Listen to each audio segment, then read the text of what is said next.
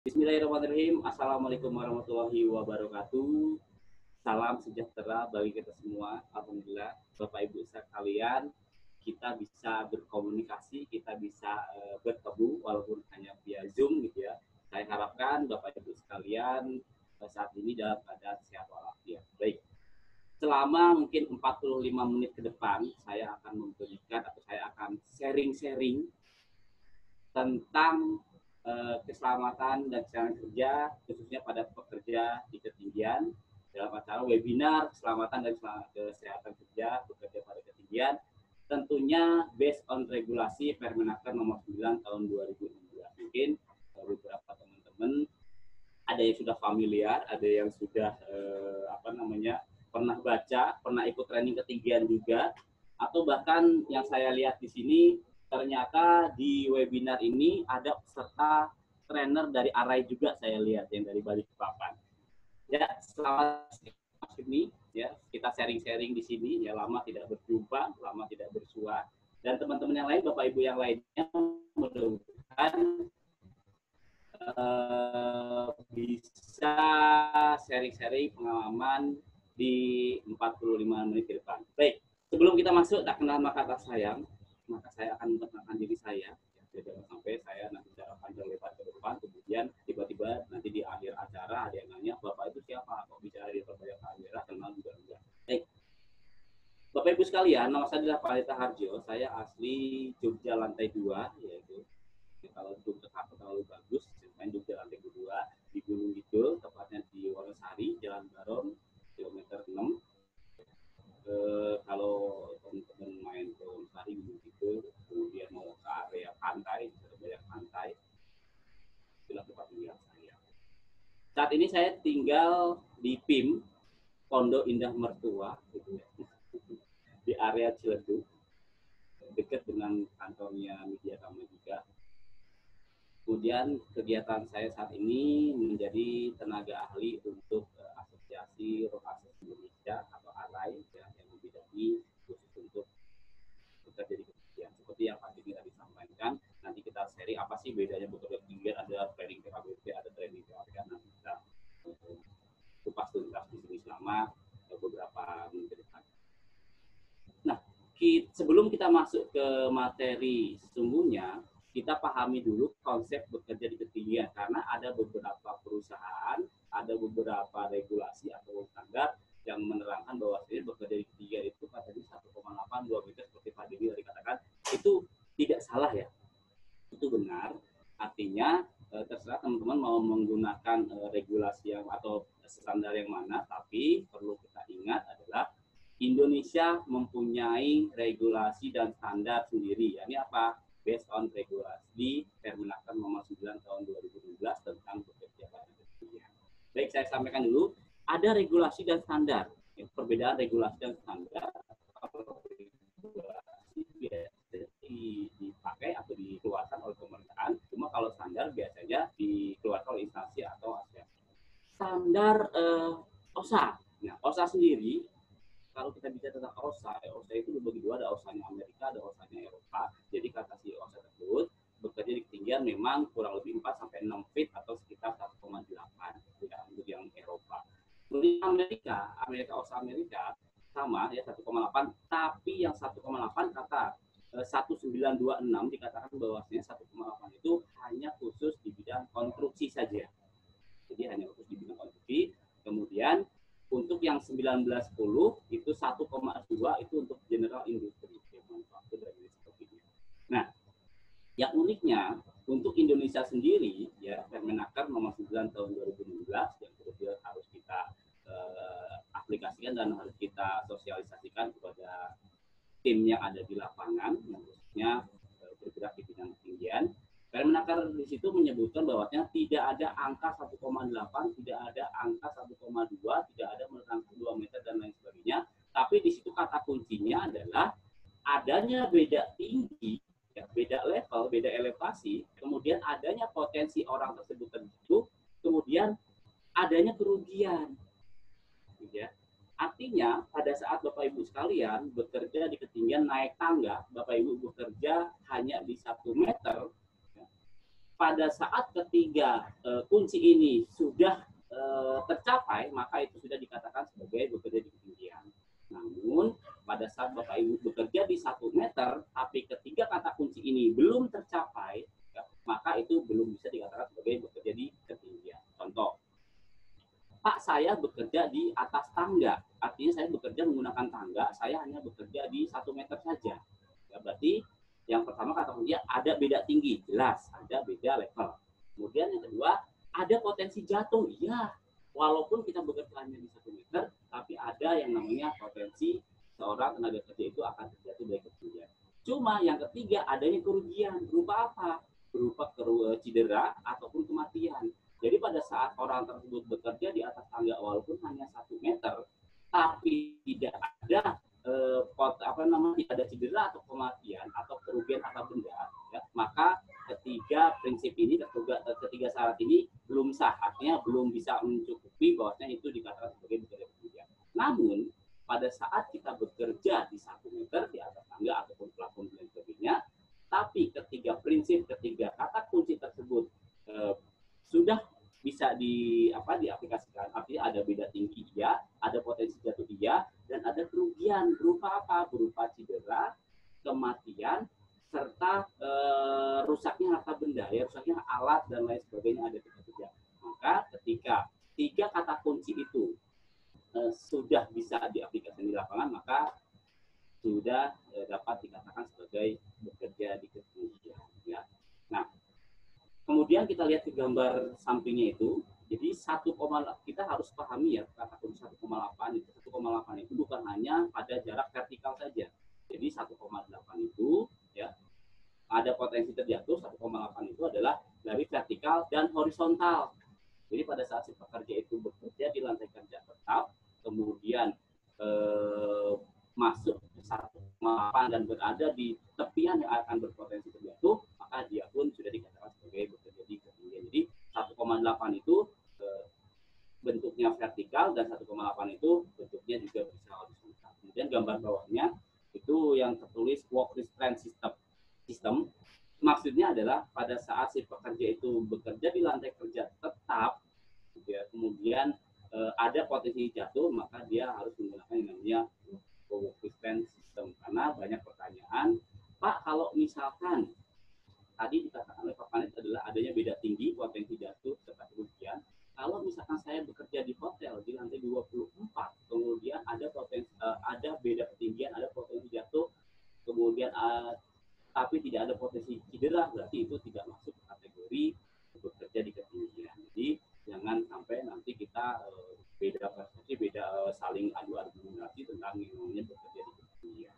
Jadi ketiga poin tersebut adalah kata kunci untuk menjelaskan tentang yang namanya bekerja di ketinggian. Maka dari itu di sini kata Permenaker nomor 9 tahun 2016 dikatakan bahwasanya yang namanya bekerja di ketinggian adalah terdapat perbedaan ketinggian serta memiliki potensi terjatuh dan mengakibatkan cedera, meninggal dunia, serta kerusakan harta benda.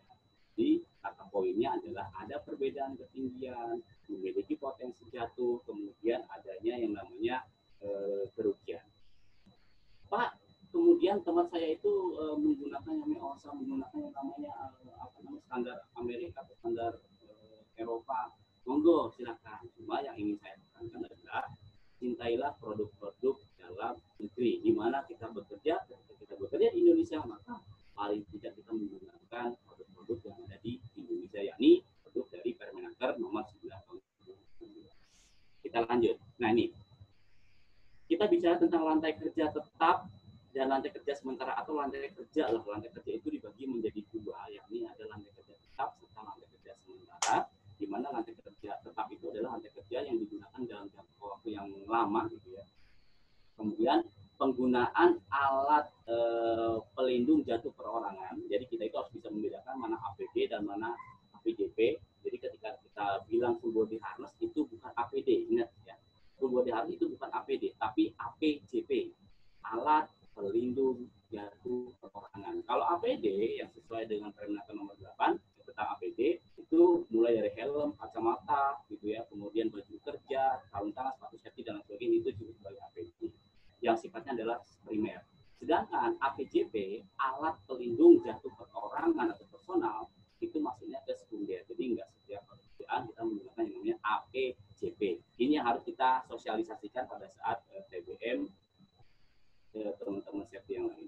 Nah, lantai kerja tetap. Contohnya apa? Grating, ya, tangga permanen, lorong, di mana area kerja tetap tersebut atau lantai kerja tetap tersebut sudah dilindungi collective protection. Makanya penggunaan alat pelindung jatuh perorangannya itu dikondisikan, ya. Jadi pada saat kita bekerja di di lantai kerja tetap, di grating, kemudian kita tidak usah mengaktifkan yang namanya double hook plunger. Karena apa? Sudah ada yang namanya collective protection. Tapi pada saat di lantai kerja tetap tersebut, di atas grating tersebut ada tangga, ada scaffolding, ada perancak, maka pada saat kita mau naik ke area tangga, ya tangga yang tidak permanen, kemudian kita mau naik ke area kerja scaffolding, disitulah kita wajib menggunakan yang namanya alat pelindung jatuh perorangan. Lanjut. Kemudian lantai kerja sementara. Ya, lantai kerja sementara. Lantai kerja sementara itu lantai kerja yang sifatnya sementara dibangun dalam jangka waktu yang tidak terlalu lama. Jadi, contohnya apa? Contohnya adalah scaffolding, tangga lipat, gondola. Jadi pada saat teman-teman melihat orang bersihin kaca di gedung naik ke atas gondola, itu adalah lantai kerja sementara. Maka pada saat si pekerja bekerja di lantai kerja sementara, wajib hukumnya orang tersebut menggunakan yang namanya perlindungan jatuh, baik itu penahan jatuh ataupun pencegah jatuh.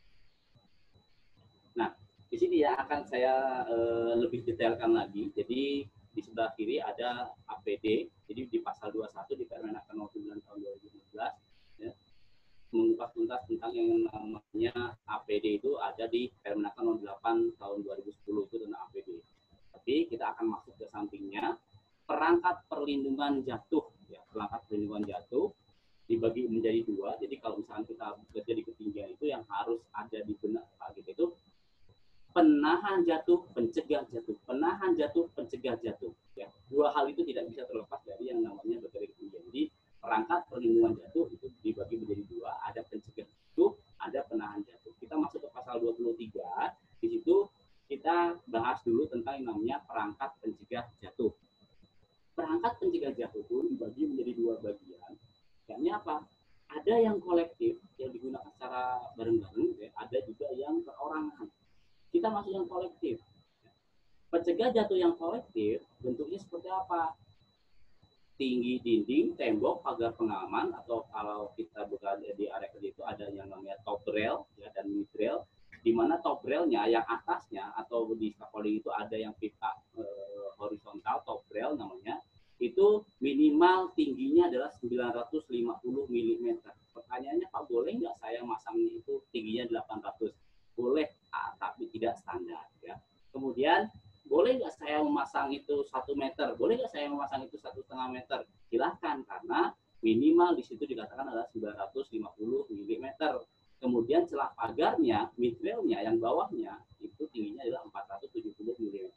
Dan kedua alat tersebut ya disebut sebagai pencegah jatuh harus mampu menahan beban 0,9 kN minimal.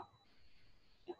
Kemudian tersedianya lantai pengaman atau two-board, karena dua hal yang terpenting pada saat kita bekerja di ketinggian potensinya adalah kalau nggak orang terjatuh, orang yang kejatuhan. Ya, maka dari itu ingat kita bekerja di ketinggian, kalau nggak orang yang jatuh, orang yang kejatuhan. Ya, itu sekira tentang perangkat pencegah jatuh. Kita untuk yang kolektif. Kita lanjut ke yang perorangan. Nah ini Pak, seringkali kita bicara full body harness itu sebagai penahan jatuh, padahal full body harness itu masih masuk ke kategori sebagai pencegah jatuh. Ya, jadi full body harness ini yang kita sering gunakan di lapangan dan kita pakai pada saat ketinggian, ya, seperti ini. Ini adalah masuk ke kategori pencegah jatuh. Ya, belum masuk ke kategori penahan jatuh karena penahan jatuhnya adalah nanti double hook plunger with absorber. Kemudian yang kedua ada tali pembatas gerak. Jadi pada saat kita seperti gambar sebelumnya tadi, pada saat kita bekerja di lantai kerja tetap, kemudian ada pelindung top rail dan mid rail, oke, penggunaan double hook itu disesuaikan. Tapi pada saat kita bekerja di lantai kerja tetap dan tidak ada pelindung jatuh, artinya tidak ada top rail dan mid rail dan lain sebagainya, maka kita disarankan dengan menggunakan tali pembatas cedera atau sistem pemasung atau sistem terpasung. Fungsinya apa sistem terpasung tersebut? Untuk mengingatkan kita pada saat si tali tersebut sudah sudah straight, sudah tegang gitu ya, itu artinya kita sudah berada atau sudah masuk di area yang berbahaya. Itu tentang perangkat pencegah jatuh. Kemudian kita masuk ke perangkat penahan jatuh, ya, di mana perangkat penahan jatuh ini dibagi dua. Ya, kata pasal 26 dan 27 dikatakan bahwasanya perangkat penahan jatuh ada yang kolektif, ada yang perorangan. Kalau di area-area bekerja kemudian kata bekerja di struktur gitu ya, pengalaman saya bekerja di Bulgar itu di area struktur. Kemudian untuk yang kolektifnya apa? Terpasang yang namanya safety net, kemudian terpasang yang namanya bantalan yang empuk, di mana safety net dan bantalan tersebut fungsinya sebagai penahan jatuh kolektif yang harus mampu menambah 15 kN. Jadi pada saat safety net itu mau kita gunakan sebagai penahan jatuh, maka harus diujikan. Ya. Beda halnya ketika kita masuk ke dunia konstruksi, bikin jalan-jalan, bikin jembatan, bikin jalan raya di tengah jalan tol, kemudian ada safety net yang ada di pinggiran itu. Ya, itu difungsikan sebagai pencegah jatuh. Kenapa difungsikan sebagai pencegah jatuh? Khawatirnya orang yang bekerja di atas menjatuhkan alat, kemudian alat tersebut tidak terhempas ke jalan raya atau tidak terhempas ke area di mana banyak kendaraan lalu lalang, maka di safety net yang ada di jalan raya itu biasa digunakan sebagai pencegah jatuh. Tapi yang digunakan sebagai penahan jatuh, kita harus melakukan yang namanya uji riksa, gitu ya. Di mana uji riksa tersebut di situ pun dikatakan harus dijalankan ya, riksa uji berkala setiap 2 tahun kata pasal 29. Itu untuk yang penahan jatuh kolektif. Nah, sekarang kita masuk ke penahan atau perangkat penahan jatuh yang perseorangan. Jadi alat penahan jatuh itu ada 3. Ya. Kalau kita di lapangan familiarnya adalah alat penahan jatuh ini, Bapak sekalian. Jadi jangan katakan ini hook, jangan katakan ini full body harness, tapi ini disebut sebagai double hook lanjat dengan absorber. Kenapa kok di Permenaker disarankan menggunakan double hook? Nanti saya akan jelaskan. Ini double hook lanjat dan kenapa harus menggunakan absorber? Nanti kita akan saya jelaskan. Pak, boleh nggak saya di lapangan itu menggunakan yang tanpa absorber? Pak, boleh nggak saya menggunakan yang single lanjat? Boleh tidak bolehnya? Nanti akan saya jelaskan di tengah-tengah. Yang penting si double hook lanjat ini panjang maksimalnya itu adalah 1,8 meter. Pertanyaannya, Pak, boleh nggak saya pakai yang kurang dari 1,8? Boleh. Yang penting intinya tidak boleh menggunakan atau tidak disarankan dengan tersebut menggunakan yang lebih dari 1,8 dan harus mempunyai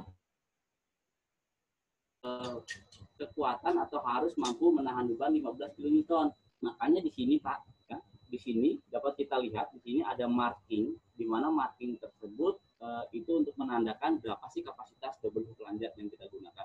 Saran dari saya, ya, 3 bulan yang lalu saya belanja 150 double hook lanjat dengan absorber. Ya. Begitu dilihat, saya sarankan kilonewtonnya itu kalau bisa membeli yang di atas 22 kilonewton. Jadi 22, 24, 25. Pak, kalau misalkan di bawah 22, memang kenapa? Memang sesuai dengan peraturan Permenaker tersebut, ya 15 kilonewton, iya. Tapi kendalanya adalah pada saat si hook ini saya tambahkan pada struktur pipa scaffolding. Pipa scaffolding itu diameternya 48,3 mm. Begitu saya tambahkan, ya, bisa masuk, nggak bisa keluar. Karena Pak ngepres. Kemudian pada saat saya paksakan keluar, akhirnya bagian penguncinya ini rusak. Sehingga ketika bagian penguncinya ini rusak, maka ini tidak standar lagi untuk digunakan. Alat penahan jatuh yang kedua. Jadi alat penahan jatuh yang kedua ada disebut sebagai tali tarik ulur otomatis atau bahasanya adalah SRL, self detect level, atau bahasanya adalah mechanical fall arrestor. Nah ini mechanical fall arrestor. Nah ini Pak, ini namanya mechanical fall arrestor atau bahasa lapangannya itu biasa disebut yoyo. Tapi ketika teman-teman sudah ambil sertifikasi TK jangan katakan ini yoyo lagi. Jadi ini disebut sebagai tarik ulur otomatis atau mechanical fork arrest, di mana cara kerjanya dia adalah, atau prosedur cara penggunaannya adalah, sebelum digunakan cek fisik, cek fungsinya dulu, dicek dulu ya bagian penguncinya, kemudian dicek fungsinya benar nggak sih dia tarik ulur otomatis, ya dicoba dulu. Setelah dicoba benar-benar jadi cara kerja dia itu seperti safety belt, jadi seperti yang ada di mobil itu gitu ya, tarik ulur otomatis, begitu dia terhentak dia akan stop secara otomatis. Ini pun sama, harus mampu menahan beban 15 kN ya, dan satu orang satu alat. Artinya satu orang satu alat itu nggak boleh alat ini digunakan secara rame-rame. Contoh misalkan Bapak Ibu sekalian bekerja di satu area, dari satu tempat ada mechanical arrestor, kemudian Bapak Ibu sekalian satu alat untuk rame-rame. Jadi ini hooknya masukkan ke sini, itu tidak disarankan, tidak diizinkan. Ya. Ini namanya alat ketemu alat. Yang diizinkan adalah ketika kita menemukan alat penahan jatuh jenisnya mechanical arrestor ini, jadi alat ini ketemu jaring punggung ya, ataupun dada kalau ada yang di dada. Ya, jadi tidak boleh alat ketemu alat, dan tidak boleh yang namanya satu alat digunakan secara bareng-bareng. Kemudian pada saat dicoba, ya, tarik ulur otomatis ini pada saat dicoba dihentakkan, dan dia memanjang lebih dari 0,6 meter seperti yang tertera itu, 0,6 meter, maka alat tersebut dikatakan sudah tidak standar. Jadi pada saat alat tersebut dicoba, ya, pada saat tersebut diuji coba, dihentakkan, kemudian dia memanjang di 0,6 atau lebih, itu tidak standar, sesuai dengan Permenaker nomor 9 tahun 2000. Kemudian ada lagi yang namanya alat yang ketiga atau alat penahan jatuh yang ketiga, namanya mobile fork arrestor. Ini mobile fork arrestor. Jadi ini adalah alat penahan jatuh berjalan atau bergerak. Jadi sekarang teman-teman sudah tahu, atau Bapak Ibu sudah tahu, alat penahan jatuh itu bukan hanya double hook plunger, tapi ada tiga. Pertama adalah alat penahan jatuh double hook plunger, alat penahan jatuh mobile fork arrestor, alat penahan jatuh mechanical fork arrestor.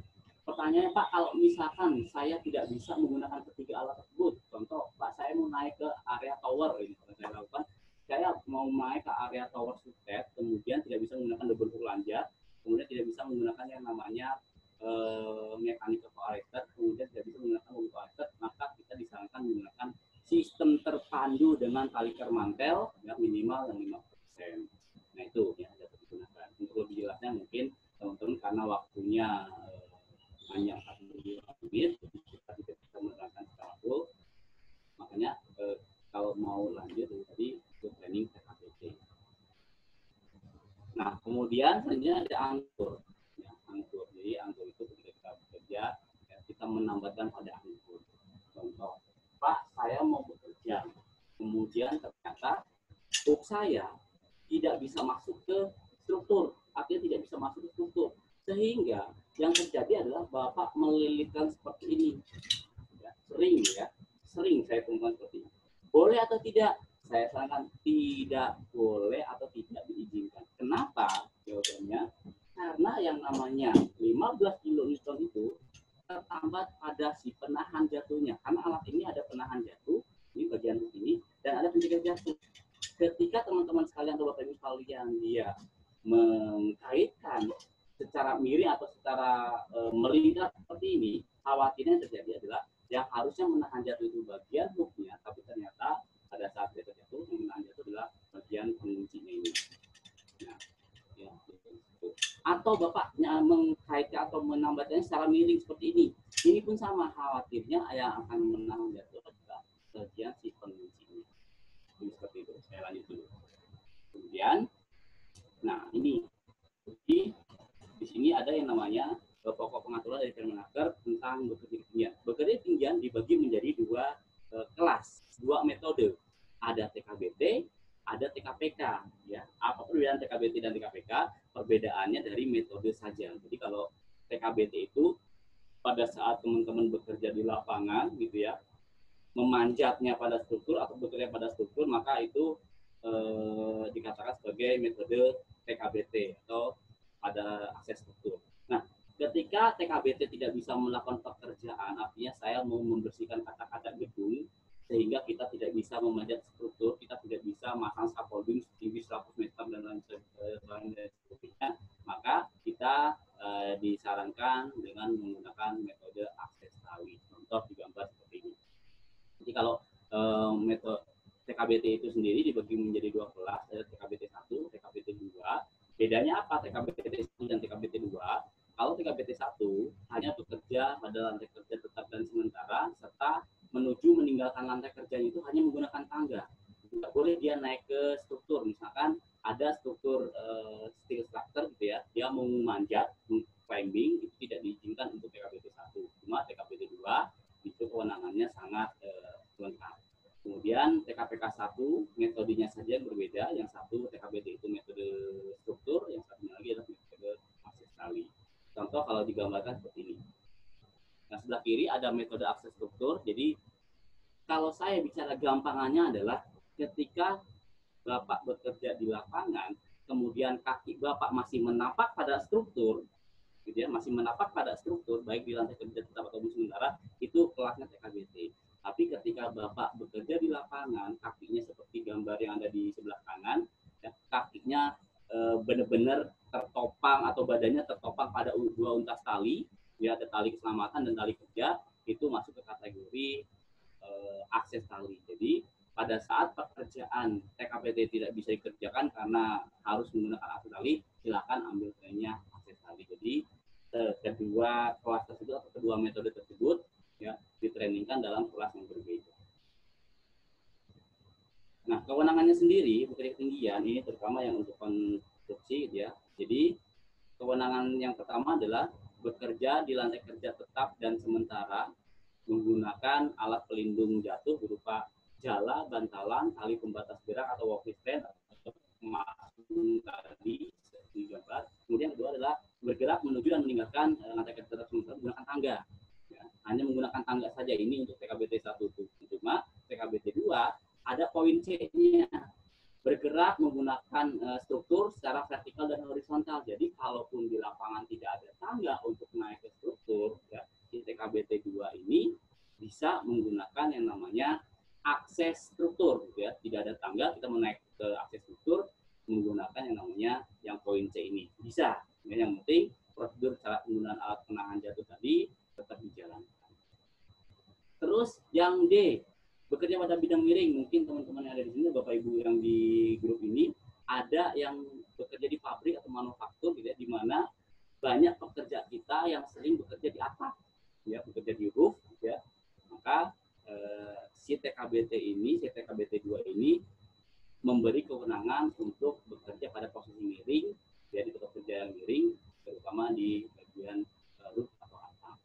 Kemudian yang poin E, karena setiap tenaga kerja bulan tahun 2019 naik ke area yang lebih tinggi, itu hanya boleh membawa beban maksimal 5 kg, hanya 5 kg saja. Pertanyaannya, Pak, kalau misalkan lebih dari 5 kg, gimana Pak? Kalau orang bilang pekerjaan akan lebih kalau tidak dikerjakan. Tidak ya, tetap harus dikerjakan. Nah, yang E, menaikkan atau bekerja menggunakan sistem katrol. Karena sistem katrol sendiri adalah fungsinya untuk memudahkan pekerjaan atau pengangkatan barang dan untuk mengurangi gesekan pada tali. Supaya kita mengangkat barangnya itu tidak langsung pada struktur. Artinya kalau kita menggesek-gesekkan tali pada struktur, khawatirnya lama-lama tali kita akan rusak, maka yang terjadi adalah tali kita akan aus dan putus. Dan yang terakhir, melakukan upaya pertolongan darurat. Artinya ketika seorang tenaga kerja terjatuh, kemudian dia tergantung ya, pada full body harness, kemudian terjadi yang namanya hentakan, ya, akibatnya adalah bagian paha, bagian dada, atau bagian pembuluh darah utama itu terjepit oleh full body harness, maka 5 menit pertama orang tersebut akan merasa pusing, 5 menit kedua orang tersebut akan pingsan, 5 menit berikutnya orang tersebut tinggal milih mau Balikpapan ataupun Sukabumi alias meninggal dunia. Maka kewenangan kita yang terakhir itu ada yang namanya melakukan pertolongan darurat khususnya untuk diri sendiri dulu, ya. Karena kewenangannya hanya untuk menolong diri sendiri dulu sambil atau sinambi kita menunggu tim rescue menurunkan si korban tersebut. Karena nggak mungkin dong tim rescue tiba-tiba orang jatuh 5 menit kemudian dia datang, jatuh 10 menit kemudian dia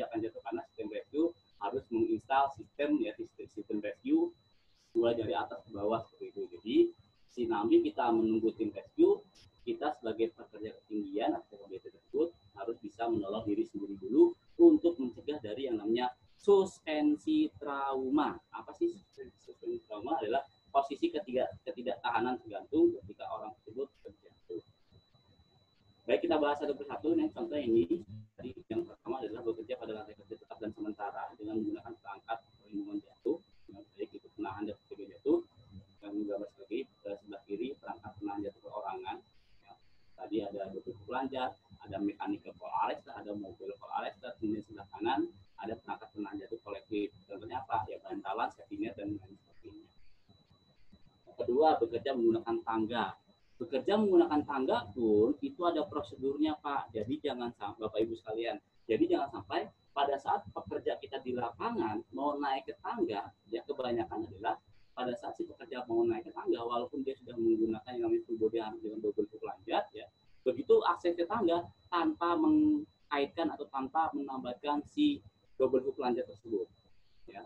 Padahal potensi terjatuh terbesar adalah pada saat pekerja itu bergerak menuju serta meninggalkan. Kalau dia sudah ada di atas, dia sudah bisa menstabilkan badannya sendiri, nggak masalah. Tapi potensi dia terjatuh adalah pada saat dia menuju serta meninggalkan atau bekerja menggunakan tangga. Makanya tolong sosialisasikan kepada teman-teman kita di lapangan, kepada pekerja kita di lapangan, bahwasanya prosedur menggunakan tangga, ya, dengan menggunakan alat penahan jatuh yang pertama, double hook lanjut. Yang pertama, prosedurnya harus menambahkan pada poin yang berbeda. Jadi ketika kita tampilkan satu di atas, satu di bawah, kenapa kok harus pada poin yang berbeda? Alasannya adalah pada saat yang hook bagian atasnya ini jebol, gagal atau angkurnya jebol, maka kita masih ada cadangan satu hook lagi. Maka dari itu itulah fungsi double hook lanjut. Jadi prosedurnya harus menambahkan pada poin yang berbeda. Kalau kita menambahkan pada poin yang sama, seperti ini, khawatirnya begitu angkurnya tidak kuat, angkurnya gagal, angkurnya jebol, maka kita tidak ada backup, tidak ada cadangan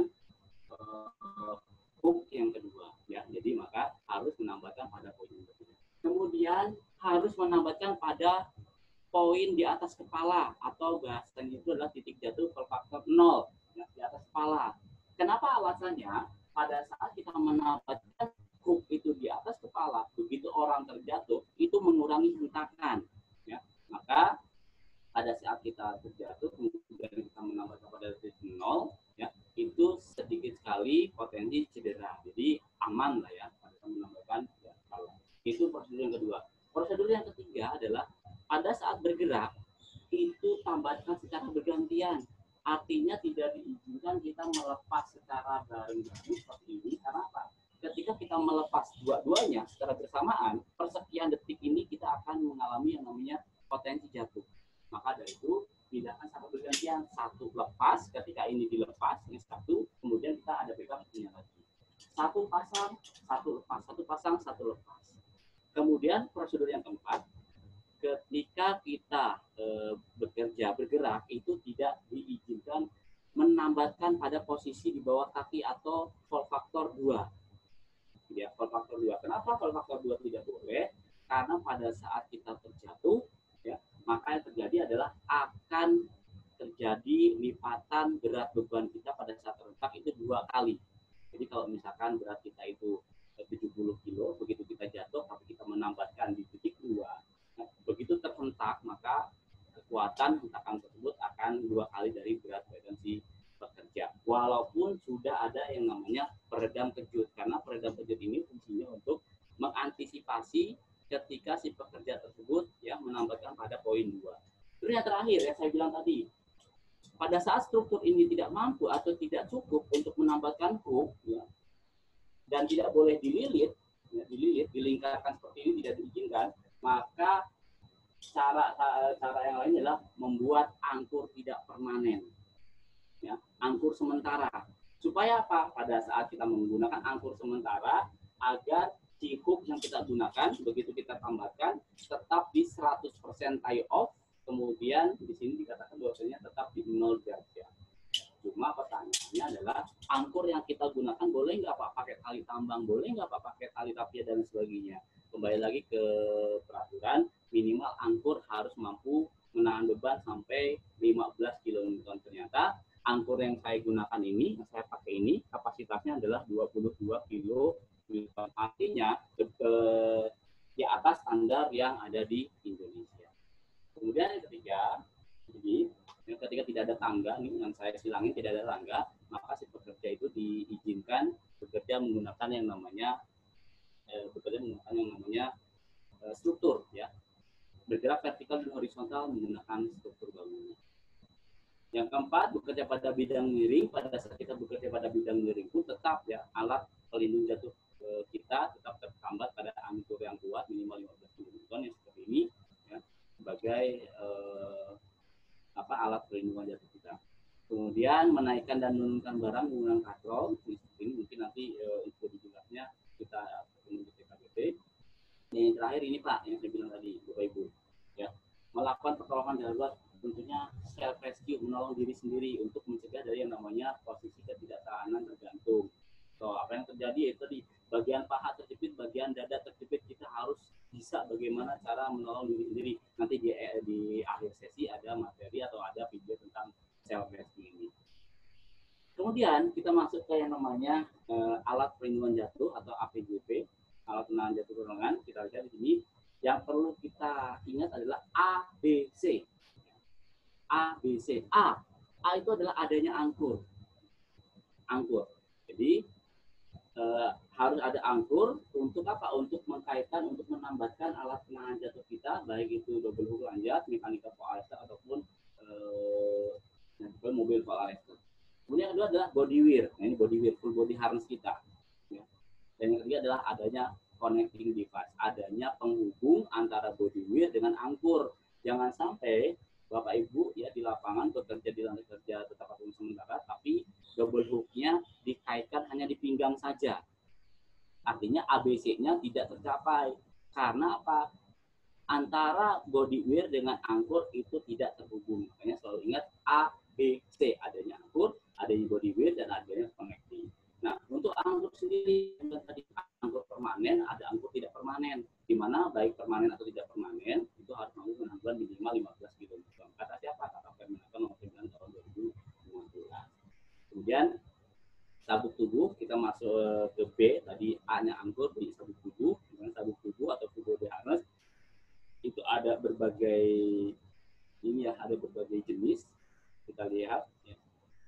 Yang ingin saya sarankan kepada teman-teman semua, jadi pada saat kita menggunakan full body harness, ya, itu harus aman dan nyaman. Artinya jangan sampai full body harness ini kegedean, jangan sampai full body harness ini kesempitan. Artinya kalau kebesaran atau kelonggaran, khawatirnya pada saat kita terjatuh maka hentakan akan semakin besar, sehingga posisi si full body harness tersebut akan menjerat bagian atau menghentak bagian tubuh kita akan lebih besar. Terlalu sempit pun sama, tidak diizinkan. Kenapa? Begitu kita bergerak di ketinggian, itu akan menghambat pergerakan kita. Maka biasanya grafik ini itu tertera pada manual book atau sertifikat bawaan dari si full body harness kita. Jadi kita beli baru, kemudian ada manual booknya, kemudian kita bisa lihat ukuran apa sih sebenarnya full body harness itu, dan kita sebelum membelinya pun itu harus bisa memperkirakan kira-kira Pak Denny, kira-kira teman-teman Bapak Ibu yang lain badannya itu beratnya berapa, tingginya berapa, kita itu harus menggunakan full body harness yang ukuran apa sih? Karena yang saya tahu, mohon dikoreksi, yang saya tahu itu tidak ada full body harness yang ukurannya all size. Jadi biasanya full body harness itu ada ukurannya. Nah, untuk mengetahui saya itu pakai ukuran apa sih, nah, ini sebagai gambaran saja pada Bapak Ibu sekalian. Jadi pada saat, kalau dalam contoh ini, pada saat tinggi badan saya 160 cm, kemudian berat badan saya 60 kilo, maka begitu kita tarik garis horizontal dan vertikal, maka yang akan ketemu adalah berada di kotak grafiknya M. Maka ketika berat badannya tingginya 160, beratnya 60, maka kita disarankan menggunakan yang M. Nah, gitu. Jadi ini hanya untuk gambaran saja, perkiraan saja. Ketika menggunakan full body harness, saya itu pakai yang ukuran apa sih? Karena setahu saya itu full body harness itu tidak ada yang all size. Kemudian cara penambatan di punggung belakang tuh, boleh di punggung, boleh di dada. Intinya adalah kalau yang di punggung, terkadang kan bagian daring belakang itu bagian arrestor belakang Ada yang kadang, Pak, saya pakainya itu ada di pinggang, ada di punggung sebelah kiri, sebelah kanan. Maka sarannya adalah berada tepat di punggung gitu ya, dan di antara lurusnya tarik garis horizontal di eh, pundak kiri dan kanan. Jadi kita garis lurus, kemudian si penahan jatuh itu berada di bumi seperti itu. Kemudian kalau yang pertama ada yang namanya sabuk pinggang. Nah, sabuk pinggang ini yang biasa Bapak Ibu lihat di jalan raya ketika ada orang-orang PLN, ketika ada orang-orang teman-teman dari telekomunikasi yang membetulkan jaringan di tiang listrik dan sebagainya, biasanya mereka hanya menggunakan yang namanya sabuk pinggang seperti ini. Ingat, alat ini belum bisa dikatakan sebagai alat penahan jatuh. Ya, ini masih pencegah jatuh. Artinya, ketika kita menggunakan alat ini, ya, kemudian kita menambahkan atau kita mengkoneksikan alat penahan jatuh double hook lanjar, mau nggak mau, suka tidak suka harus dipinggang karena dia tidak ada daring bagian punggung ataupun dada. Nah, sedangkan bagian pinggang fungsinya hanya untuk komposisi kerja, gitu ya, atau untuk restraint. Maka dari itu alat ini digunakan ketika full body harness yang kita pakai, full body harness yang kita gunakan tidak ada daring besi bagian samping kiri dan kanan. Ya, maka kita perlu tambahan yang namanya sabuk pinggang. Itu apa? Untuk melakukan yang namanya komposisi kerja, ya, dan untuk melakukan yang namanya sistem restraint. Kemudian yang kedua, seat harness. Ini pun sama. Ya. Di dunia industri ini sudah tidak diizinkan untuk digunakan. Tapi kalau untuk dunia panjat tebing, kemudian wall climbing dan sebagainya, ini masih dipergunakan boleh karena yang dituntut adalah adrenalin. Tapi kalau misalkan untuk dunia industri sudah tidak bicara tentang adrenalin, tapi sudah bicara tentang keselamatan kerja pekerja tersebut. Kenapa tidak diizinkan? Karena si seat harness ini hanya menopang bagian pinggang ke bawah, tidak untuk menopang bagian pinggang ke atas. Khawatirnya begitu orang itu terjatuh, kemudian posisi kepala itu berada di bawah, takutnya yang pertama adalah badannya akan merosot terlepas dari si alatnya. Yang kedua adalah pada saat kita mengalami suspensi trauma, artinya bagian kepala lebih rendah dari jantung, maka potensinya adalah itu tadi pingsan, meninggal dan sebagainya. Jadi penggunaan alat seat harness atau sabuk duduk ini tidak disarankan untuk pekerjaan industrial. Yang ketiga yang disarankan adalah menggunakan full body harness. Pak, apakah harus menggunakan yang Pak Panit ayangkan? Tidak. Apapun mereknya, apapun jenisnya, yang kita lihat adalah bukan harga, yang kita lihat adalah bukan merek, tapi yang kita lihat adalah fungsi dari alat tersebut. Full body harness menopang dari pinggang ke bawah dan menopang dari pinggang ke atas full, gitu ya. Nah, untuk daring depan, daring belakang, daring samping kiri kanan nanti akan juga saya sampaikan apa sih kira-kira fungsi dari daring depan dan belakang. Yang penting itu adalah setiap kekuatan hubung di situ mampu menahan beban, setiap daringnya harus mampu menahan beban 15 kN. Nah, ini standar-standarnya, tinggal nanti kita lihat, kemudian kita lanjut. Sebelum digunakan, pastikan cek fisik, cek fungsi, baik itu bagian tekstil atau bagian daringnya atau bagian metalnya. Ya, ini adalah seorang tenaga kerja yang akan mau melakukan pekerjaan di ketinggian, itu harus selalu mengecek alat yang akan kita gunakan. Pak, saya mau pakai full body harness, ya. Kita cek secara visual dulu, ya. Cek fungsi, cek fisik, kita lihat, oh ternyata masih layak untuk digunakan, belum ada sobekan dan sebagainya. Nah, ini saran saja. Biasanya di setiap full body harness itu ada, di setiap webbingnya itu ada garis-garis warna hitam. Kalau kita lihat ya, ini garis hitam atau jahitan warna hitam. Ya. Ini fungsinya untuk memudahkan seorang inspektor atau untuk memudahkan seorang pekerja yang akan melakukan inspeksi. Ketika ada sobek, di mana sobeknya itu adalah di luar garis warna hitam ini, maka alat tersebut masih dinyatakan layak untuk digunakan. Tapi ketika sobek dan sobeknya itu berada di lebih dari garis warna hitam ini, maka itu sudah tidak layak untuk digunakan.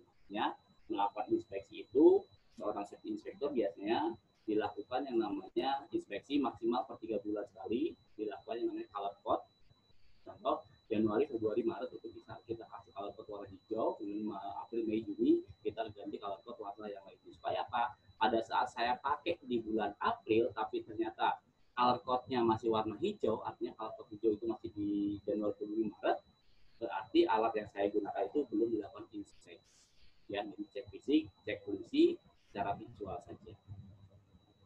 Kemudian masa apa namanya tuh masa usang pakai. Kalau kata Kep Dirjen nomor 45 tahun 2008, ya, ketika kita menggunakan full body harness atau punya full body harness beli baru pertama kali dan tidak pernah dipakai sama sekali, itu masa usangnya adalah 10 tahun. Tapi pada saat kita beli full body harness kemudian kita gunakan setiap hari, kata Kep Dirjen tersebut dikatakan bahwasanya masa usangnya adalah maksimal 1 tahun atau tidak kurang dari 1 tahun. Nah, tinggal kita track saja antara masa usang 1 tahun ya setiap hari digunakan dengan masa si rusak. Duluan mana antara rusak dengan si umur 1 tahun tersebut. Ya, jadi itu sebagai acuan kita pada saat kita bekerja di lapangan. Karena apa yang terjadi? Terkadang ada pekerja kita yang iseng gitu ya nanya ya ini expirednya berapa tahun sih, ini expirednya berapa tahun sih, maka kita harus bisa menyampaikan secara perlahan kepada pekerja kita di lapangan ya, karena pekerja di lapangan itu biasanya nggak mau, ini nggak boleh ini nggak boleh itu, mereka biasanya tidak mau ya.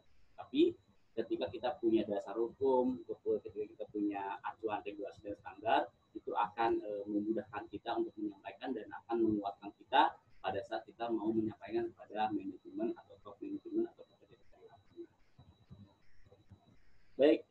Tali pengait dan peredam kejut. Jadi alat penahan jatuh yang pertama itu adalah double hook lanjut with absorber atau bahasa Indonesia adalah tali pengait dengan peredam kejut, di mana Permenaker 9/2016 dikatakan bahwa maksimal panjangnya harus 1,8 dan harus mempunyai kunci otomatis. Jadi harus mempunyai kunci otomatis ini, ya, kunci otomatis. Ya, wajib hukumnya. Karena apa? Ketika si pengunci otomatis ini tidak bisa digunakan atau tidak kembali secara otomatis, maka itu sudah tidak standar. Terus gunakan alat ini sesuai dengan fungsinya. Artinya alat ini digunakan sebagai penahan jatuh, gunakan sebagai penahan jatuh. Jangan sampai untuk mukul-mukul. Ya. Tidak ada palu, tidak apa, pakai mukul-mukul. Ya. Memang kita mempunyai hak dan kewajiban atas alat ini. Hak kita adalah mendapatkan secara gratis, tapi kewajiban kita adalah menggunakan serta merawat. Nah ini yang dibilang tadi ya, jadi prosedurnya pengait harus ditambahkan lebih tinggi dari kepala. Itu yang pertama jelas, harus di titik 0 lebih tinggi dari kepala. Alasannya tadi saya sudah berikan. Kemudian yang kedua tali tersebut harus ditambahkan pada atau tidak pada struktur yang sama. Artinya harus pada struktur yang berbeda. Ya, wajib ada pada struktur yang berbeda. Kemudian pengait tidak ditambahkan pada struktur yang dapat menambah jarak jatuh. Tidak boleh dikaitkan sejaran kaki. Kenapa? Akan menambah jarak jatuh. Ya, secara gampang seperti itu. Yang keempat, pengait tambahkan secara bergantian pada bergerak. Jelas pada saat bergerak itu kaitan secara bergantian. Kenapa? Potensi bahaya ketika persekian detik kita akan tutup. Dan yang terakhir, pada saat struktur itu lebih besar daripada hook yang kita punya, maka langkah kita adalah menggunakan sling angkur sebagai angkur tidak permanen. Nah ini ya penerapan faktor jatuh. Jadi sebetulnya ada faktor 0, faktor jatuh 1, faktor jatuh 2, dan faktor jatuh 3. Faktor jatuh 2 saja tidak diizinkan, ya apalagi faktor jatuh 3. Makanya kita kenal cukup 3 saja. Jadi faktor 0, faktor 1, faktor 2. Jadi ketika kita bicara tentang faktor 0, faktor itu 0 itu adalah menambahkan di atas kepala, maka potensi bahayanya adalah aman. Ya. Kemudian faktor 1 menambahkan sejajar dengan dada sampai pinggang. Kemudian potensi bahayanya itu tadi ringan. Kemudian faktor 2 mengkaitkan atau menambahkan di sejajar dengan kaki atau di bawah kaki, yaitu cedera berat atau bahkan mungkin fatality.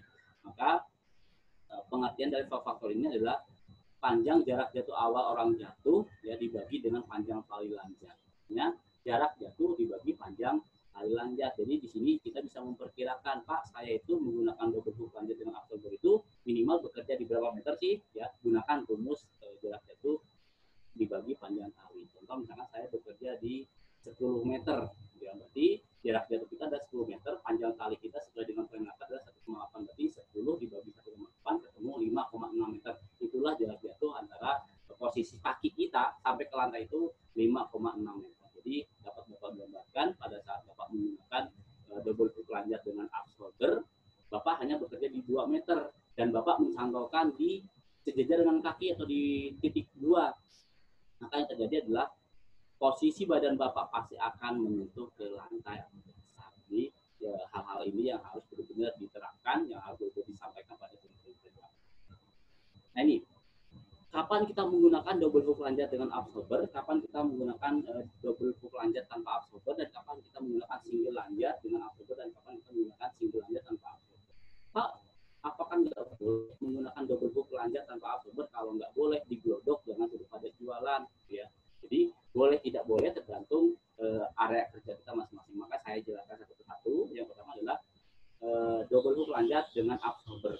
Boleh digunakan? Boleh. Pertanyaannya kapan? Ketika pekerja ya melakukan pekerjaan secara vertikal, horizontal ataupun diagonal, di mana ada potensi jatuh, ya, dipindahkan secara bergantian atau adanya yang namanya membutuhkan perpindahan, ya, satu lepas satu pasang, ya, dan boleh dicantolkan di titik 1 ataupun 2. Artinya boleh dicantolkan sejajar dengan dada atau maksimal boleh dicantolkan sejajar dengan kaki. Karena apa? Walaupun kita terjatuh, kita sudah diredam oleh peredam kejut atau si absorber. Jadi ingat, tali ganda dengan pengait peredam kejut itu boleh digunakan pada saat ada pergerakan vertikal, horizontal, atau diagonal. Ya. Boleh dipindahkan atau membutuhkan perpindahan satu pasangan selepas, dan boleh dipindahkan di titik 1 ataupun 2. Ya, di poin 1 ataupun poin 2. Yang kedua, double hook lanjut yang tanpa absorber. Ya, jadi double hook lanjut yang tanpa absorber. Jadi boleh digunakan? Boleh. Pertanyaannya adalah kapan? Jawabannya adalah ketika seorang tenaga kerja bergerak secara vertikal, horizontal ataupun diagonal, ya, ada perpindahan, ya, satu pasang, satu lepas, satu pasang, satu lepas. Tapi di sini tidak boleh dicantolkan, dikaitkan, ditambatkan pada titik 1 ataupun titik 2. Tidak boleh ditambahkan sejajar dengan dada dan tidak boleh ditambahkan sejajar dengan kaki. Jadi ketika Bapak Ibu menggunakan double hook lanjut tanpa absorber, itu wajib hukumnya harus mengkaitkan, harus menambahkan pada atas kepala atau posisi di atas kepala atau posisi 0. Ya. Dipindahkan bisa, ya, secara bergantian, tapi tidak boleh ditambahkan di titik 1 dan 2. Itu perbedaannya antara absorber dengan yang tanpa absorber. Jadi Bapak Ibu harus membedakan. Yang ketiga, sekarang yang satu tali, ya, ini apalagi dunia konstruksi, dia sipil, kebanyakan menggunakan yang satu tali. Jadi satu tali boleh digunakan? Boleh. Pertanyaannya kapan? Ketika si pekerja bergerak vertikal, horizontal, dan diagonal. Ya. Di sini dilihat tidak boleh dipindahkan, tapi boleh dikaitkan pada titik 1 atau boleh dikaitkan pada titik 2. Tapi tidak boleh dipindahkan. Artinya ketika hook ini Bapak lepaskan persekian detik, itu adalah potensi Bapak akan terjatuh. Maka itu tidak boleh dipindahkan, tapi boleh dikaitkan di titik 1 sejajar dengan dada dan boleh dikaitkan di titik 2. Ya. Terus selanjutnya adalah yang terakhir ada tali pengait tunggal tanpa absorber. Boleh digunakan? Boleh. Caranya apa? Tidak boleh dipindahkan dan tidak boleh dicantolkan di titik 1 ataupun 2. Nah, dari keempat alat ini, mana yang Bapak gunakan di lapangan, dan Bapak pun harus tahu prosedurnya. Boleh, tidak boleh, ya, tergantung dengan prosedur yang Bapak gunakan. Maka dari itu, sebelum Bapak belanja, sebelum Bapak Ibu presentasi ke top manajemen atau manajemen untuk pembelian alat-alat tersebut, Bapak harus tahu, harus paham dulu apa fungsinya dan bagaimana cara prosedur penggunaannya. Kemudian adanya peredam kejut. Ya. Jadi peredam kejut ini fungsinya bukan untuk mengurangi rasa sakit pada saat terjatuh, tidak, ya, tapi peredam kejut ini fungsinya untuk mengurangi hentakan pada saat kita terjatuh, ya, mengurangi hentakan yang diterima oleh tubuh kita. Yang kedua adalah untuk mengurangi rusaknya alat kita. Jadi pada saat alat kita tambahkan, kemudian kita terjatuh, alat kita tidak rusak atau mengurangi tingkat yang namanya putus tersebut. Kemudian yang ketiga adalah untuk mengurangi rusaknya angkur. Ya, pada saat kita menambahkan pada angkur yang kuat, kemudian menggunakan yang absorber atau menggunakan yang double hook lanjut dengan absorber, itu akan mengurangi rusaknya angkur poin yang kita gunakan. Nah, ini, jadi fungsi dari peredam kejut adalah mengurangi kekuatan tekanan pada saat kita terjatuh, itu kita akan terabsorber atau kita akan teredam supaya hentakan yang diterima tubuh kita dari posisi full body harness itu tidak terlalu besar. Kemudian yang kedua adalah mencegah rusaknya komponen flow mencegah rusaknya putusnya tali, putusnya hook dan lain sebagainya. Kemudian yang ketiga adalah mengurangi rusaknya angkur, di mana kita menambahkan hook itu pada angkur supaya angkur tersebut tidak rusak, tidak jebol. Kemudian yang terakhir, nah ini, kalaupun kita terjatuh, ya, kemudian pada posisi gambar seperti ini, ya, sehingga yang terjadi adalah bagian paha terjepit, bagian dada terjepit, itu namanya adalah proses atau yang namanya suspensi trauma. Ya, terjepitnya pembuluh darah utama di baik bagian paha ataupun dada, sehingga yang terjadi adalah darah dan oksigen yang dari kaki itu sulit tersirkulasi ke bagian otak, ke bagian kepala. Maka yang terjadi adalah kita akan merasa mual, pusing, kemudian lemas, bahkan pingsan, bahkan kalau lebih dari golden time-nya itu akan mengalami yang namanya meninggal dunia. Maka dari itu, bagaimana cara menyelamatkan diri sendiri? Ya, kita lihat dulu. Ya, menyelamatkan diri sendiri pada saat kita mengalami yang namanya suspensi trauma. Kita lihat video sebelumnya, bagaimana caranya.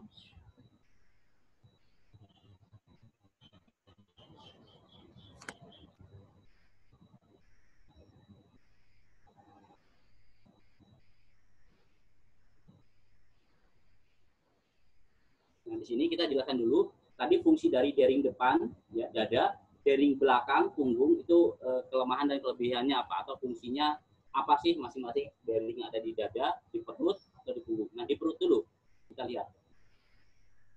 Jadi ketika kita menambahkan di perut yang sheath harness itu tadi, ya, khawatirnya pada saat. Halo Pak Panit. Ya, siap. Pak Panit lagi nyetel video ya? Iya, betul. Oh, kalau setel video di stop share screen dulu ya, baru dipilih videonya. Oh, siap. Karena nggak tayang soalnya. Di stop screen dulu ya. Nah, stop share screen dulu, baru nanti masuk ke video yang udah disetel tadi. Nah, share screen lagi, pilih video yang udah dibuka tadi.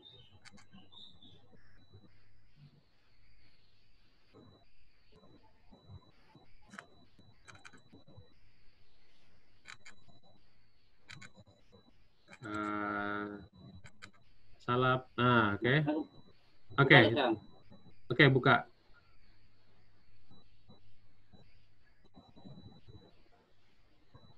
Nah, ini ya, jadi ada kelebihan, pertama kita menambahkan di dada, di perut, serta di punggung. Kita lihat. Pastinya kita sudah menyediakan persiapan alat ya untuk melakukan pertolongan darurat untuk diri sendiri.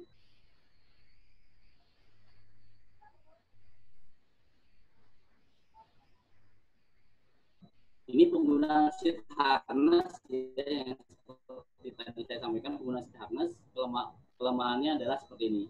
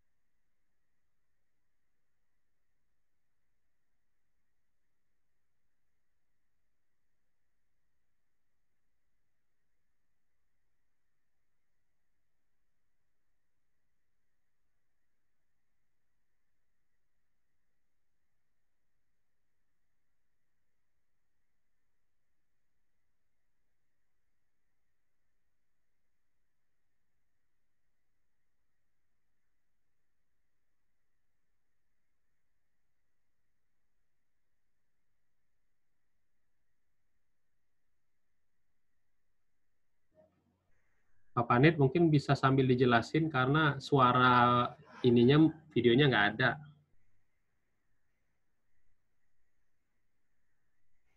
Di unmute dulu Pak Panit, di unmute dulu, di unmute, nggak keluar suaranya.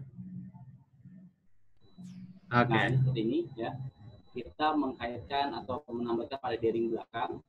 Cara dan teknik untuk menghilangkan suspensi trauma adalah seperti ini.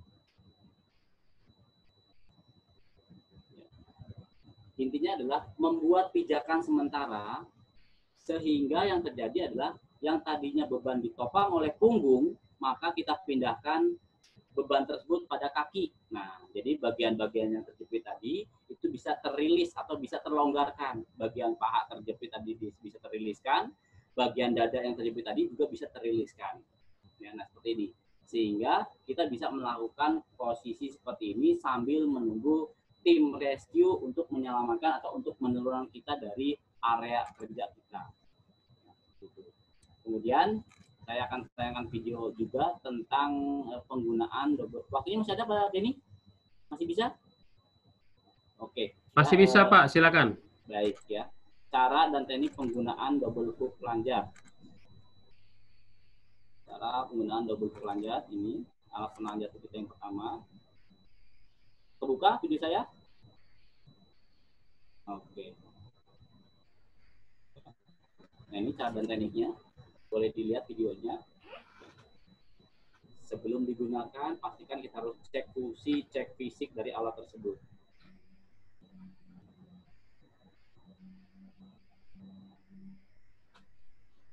Ini lokasi prakteknya di Arai ya, Pak? Ya, Panit, ya? Ya, betul. Ini praktek TKPK ya? Ini TKBT. Ini oh, TKBT. Masih Jadi TKBT ya? Kita syuting untuk pembuatan video TKBT. TKBT. Ini penggunaan alat yang pertama, double hook lanjut. Prosedurnya seperti yang saya bilang tadi. Boleh kita tambahkan di dada, kalau full body harness yang Bapak Ibu gunakan di lapangan di dada, boleh di punggung, asal tidak boleh di pinggang. Ya, karena arrestor hanya ada di dada dan di punggung saja. Di pinggang tidak boleh, di perut pun tidak boleh. Nah, seperti ini kita tambahkan. Pengaitnya itu harus di satu itu atau beda-beda? Atas sama bawah gitu ya Pak ya? Di prosedur tersebut harus tertambat pada poin yang berbeda, Bapak Ibu sekalian. Nah, ini pada poin yang berbeda, artinya seperti yang tadi saya jelaskan, kalau pada poin yang sama, khawatirnya anak tangga tersebut jebol, maka tidak ada backup. Tapi ketika kita tambahkan pada poin yang berbeda, seperti ini, satu jebol masih ada backup satunya lagi. Setiap naik anak tangga, itu perpindahan hooknya ya? Iya, makanya pindahkan secara bergantian, supaya apa? Pada saat saya lepas satu, kita di backup oleh satu hook. Ya, nah ini kita pindahkan secara bergantian. Kita di backup oleh satu hook.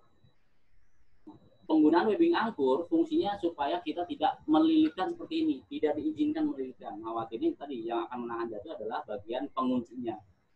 Atau posisi miring seperti ini pun tidak diizinkan. Ya, jadi tetap harus kita menambahkan itu di 100% tie off, serta harus di benar-benar 0 derajat. Agar apa? Benar-benar sesuai dengan fungsinya, si hook tersebut fungsi sebagai penahan jatuh. Nah, si penguncinya fungsi sebagai pencegah agar si hook itu tidak terlepas dari angkur, tidak terlepas dari anak tangga, atau tidak terlepas dari struktur yang kita gunakan di lapangan. Baik secara vertikal dan horizontal. Nah, alat satunya lagi, ini namanya walk positioning.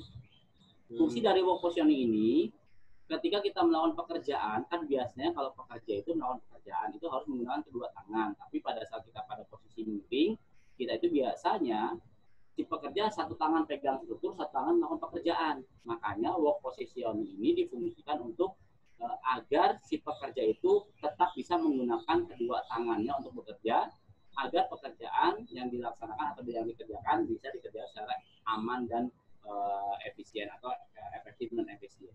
Nah, seperti ini dipindahkan secara bergantian, ya, ditambahkan di atas kepala supaya apa? Ya, jadi lebih aman, baik secara vertikal, baik secara horizontal ataupun secara diagonal. Di 3 atau 4 poin kontaknya bisa tercapai. Makanya penggunaan double hook lanjut, jangan si pengguna itu memang harus disosialisasikan dan harus di-induction atau harus di-training. Nah, ini fungsi walk positioning agar si pekerja itu mau melakukan satu pekerjaan dengan menggunakan kedua tangan dan kedua tangannya bisa bebas, Pak. Nah, ini bisa melakukan pekerjaan dengan bebas dengan menggunakan kedua tangan tanpa harus satu tangan pegang struktur, satu tangan pegang kerjaan. Nah, ini seperti ini. Ini walk positioning. Ini pergerakan secara vertikal. Kemudian nanti kita lihat pergerakan horizontal, cara perpindahannya seperti apa.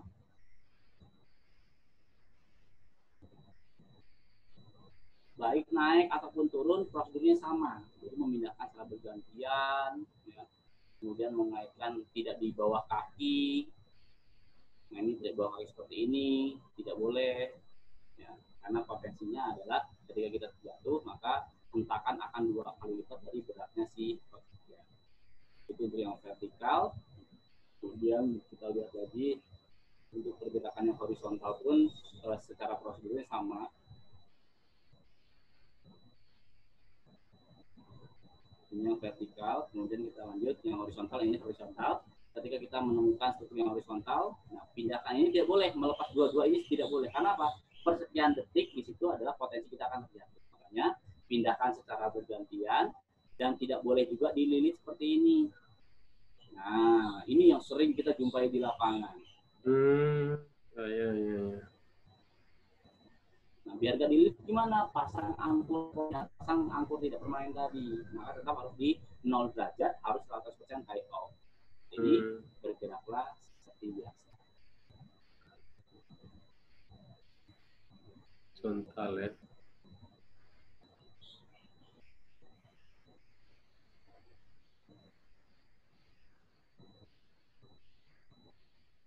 Ya. Mungkin sampai di sini Pak Dedi ya dari Oke. Saya stop screen. Ya. Oke, teman-teman semua, itulah tadi presentasi yang luar biasa dari pakarnya langsung ya, K3 ketinggian. Oke, teman-teman semua, sebelum kita masuk ke pertanyaan, saya ada informasi dulu buat teman-teman semua. Oke, mohon maaf Pak Panit, boleh di-mute dulu? Oke, teman-teman semua, kita ada kelanjutan dari pelatihan ini, webinar ini, ada yang namanya TKBT 2, ya, ada yang namanya TKPK 1. Jadi kalau teman-teman semua pengen ikut pelatihan lagi yang tersertifikasi Kemenaker, ada namanya TKBT 2 dan TKPK 1. Apa bedanya? Nah, nanti Pak Panit bisa jelasin lagi kalau teman-teman kurang paham. Tapi saya tadi sudah dijelasin ya. Silakan hubungi Ibu Made di 0821 13.257. Lalu, untuk pengambilan sertifikat, silakan hubungi Mas Fajri ya, 0823 85 97 0047 untuk e-sertifikat kita topik hari ini. Ingat ya, e-sertifikatnya tidak wajib, boleh ambil, boleh enggak. Mohon bantuan juga di follow Media Tama ya, Instagram kita @mediatama dan Facebook kita Tama Media Tama Sertifikasi. Dan insya Allah juga kalau misalkan videonya bagus, hasilnya bagus, suaranya bagus ya, kita akan upload video tersebut di YouTube-nya Kak Cideni ya. Silakan di-subscribe. Termasuk juga YouTube-nya Pak Panit Raharjo ya. Cari aja Panit Raharjo ya. Oke, Media Tama menggunakan 3 aplikasi, Zoom Webinar, Mika Pro, dan YouTube untuk menggabungkan kesemuanya ini di dalam satu aplikasi yang namanya Mika Pro. Silakan teman-teman download aplikasi ini. Kenapa? Karena semua modul-modul webinar kita sudah kita upload di modul pelatihan. Nah, klik tombol ini, pilih webinar Media Tama, semuanya sudah ada di satu aplikasi. Termasuk video ada di e-learning. Silakan tekan tombol e-learning-nya. Oke, untuk nanti sore, kalau teman-teman belum registrasi, silakan registrasi di materi berikutnya, jam 3 sore, dengan topik Loto dan Safety Sign bersama Bapak Alamsyah. Dan nanti malam, kalau teman-teman pengen mendapatkan e-sertifikat evaluasi webinar auditor internal SMK 3, silakan ikut ya. Kalau teman-teman sudah pernah belajar auditor atau pernah menonton video saya part 1, part 2, part 3, part 4, part 5, silakan untuk ikut evaluasi webinar auditor internal SMK 3. Ujiannya gratis. Mau nyoba silakan ya. Mau nyoba-nyoba dulu, mau lihat dulu ujiannya kayak gimana, soalnya kayak gimana, nyontek dulu boleh, silakan.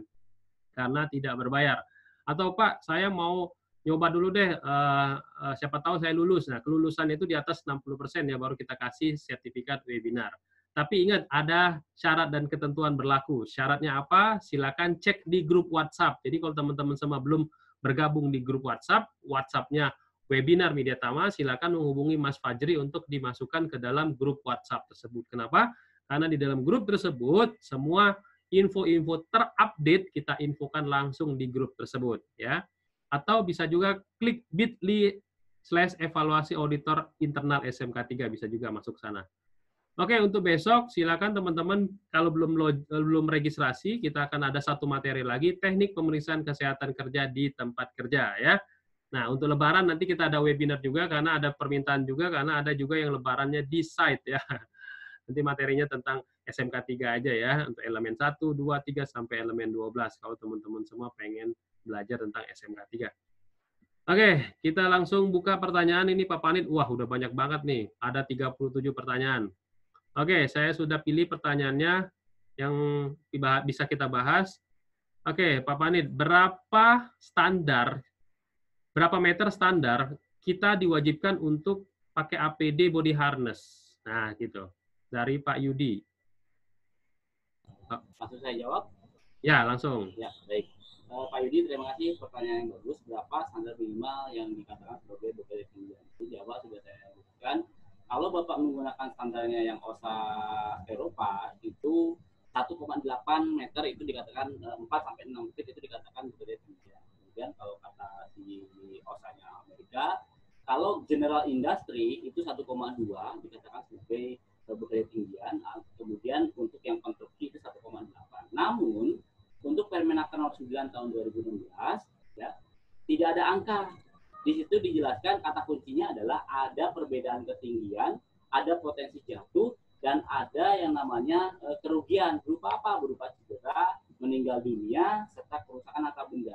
Ketika ketiga prinsip itu bisa masuk ke area kerja Bapak, maka yang namanya kita ada beda elevasi itu sudah dikatakan sebagai bekerja di ketinggian. Tapi pada saat ketiga poin tersebut tidak lengkap, ya cuma ada 2 doang. Jadi ketika Pak Yudi cuma ada 2, Bapak bekerja di atas tangga, kemudian hanya ada perbedaan ketinggian serta ada potensi jatuh, ya, tidak menimbulkan cedera, ya belum bisa dikatakan atau belum lengkap dikatakan yang namanya bekerja di ketinggian. Tapi ketika Bapak bekerja di ketinggian hanya 1 meter, tapi di bawah banyak bahan-bahan chemical atau di bawah itu banyak api dan lain sebagainya, mungkin itu sudah dikatakan yang namanya bekerja di ketinggian. Karena apa? Ada perbedaan ketinggian, ada yang namanya potensi jatuh, dan ada yang namanya kerugian. Berupa apa? Cedera, meninggal dunia, dan kerusakan harta benda.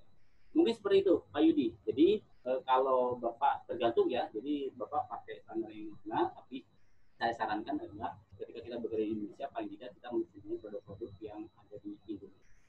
Seperti itu, Pak Yudi. Terima kasih. Oke, jadi ada 3 ada perbedaan level, potensi jatuh, dan ada kerugian. Oke, itu ya. Oke. Ketika Pak Denny bekerja di atas tangga, Pak Denny mau ganti lampu pakai tangga, gitu ya, kan ada perbedaan level, ya jelas. Ada potensi jatuh, ada Pak Denny. Tapi ketika Pak Denny jatuh tidak cedera, tidak rugi, tidak meninggal, maka itu belum bisa dikatakan ketinggian. Tapi ketika Pak Denny terjatuh itu ada cedera, meninggal dunia, ataupun kerusakan harta benda, itu dikatakan sebagai bekerja di ketinggian. Oke, Pak Panit, ini masih ada banyak juga nih pertanyaan, mungkin ada yang nggak terlalu menyimak ya. Coba dijelasin lagi nih Pak Panit, ini Pak Rahmat dan beberapa teman-teman yang lain, apa sih perbedaan TKBT dan TKPK, dan untuk pekerjaan yang seperti apa? Baik. Nah, siap, gitu. Ya. Baik, terima kasih pertanyaannya teman-teman semua. Perbedaan TKBT dan TKPK ini adalah 2 metode pekerjaan yang berbeda. Ya, 2 metode pekerjaan yang berbeda. Kalau TKBT itu adalah kita bekerjanya benar-benar pure di struktur, artinya kita memanjat, kita naik dan turun menggunakan struktur. Cuma pada saat kita mau membersihkan kaca gedung, mau membersihkan gedung-gedung bertingkat, itu kan tidak kita kita tidak bisa membangun scaffolding yang tinggi. Kalau misalkan ada gondola kan kita bisa pakai gondola, ya. Nah, orang yang naik ke gondola itu juga TKBT. Tapi ketika kita membersihkan gedung, ya, kaki kita tidak menapak pada struktur, artinya tubuh kita itu hanya tergantung pada 2 untas tali, itu TKPK. Jadi perbedaannya. Jadi kalau misalkan seorang scaffolder itu TKBT, ya. Kemudian orang yang mau inspek scaffolding atau naik ke steel structure itu TKBT, karena kaki, gampangannya kalau saya gambarkan itu adalah ketika kaki kita masih menapak seimbang pada struktur, ya, itu adalah TKBT. Tapi pada saat kaki kita menggantung pada 2 untas tali, itu sudah TKPK. Oke. Gimana kalau orang bekerja di scaffolding ya, di atas scaffolding itu, apakah dia harus dapat sertifikat teknisi atau supervisi scaffolding saja tanpa TKBT, atau harus TKBT juga nih? Ini ada pertanyaan juga. Bagus sekali pertanyaannya. Ini yang sering menjadi polemik, Pak. Pada saat teman-teman menjadi seorang scaffolder, gitu ya, atau menjadi seorang inspektur scaffolding, kalau teknisi scaffolding itu adalah kewenangannya hanya memasang, membongkar scaffolding, ya.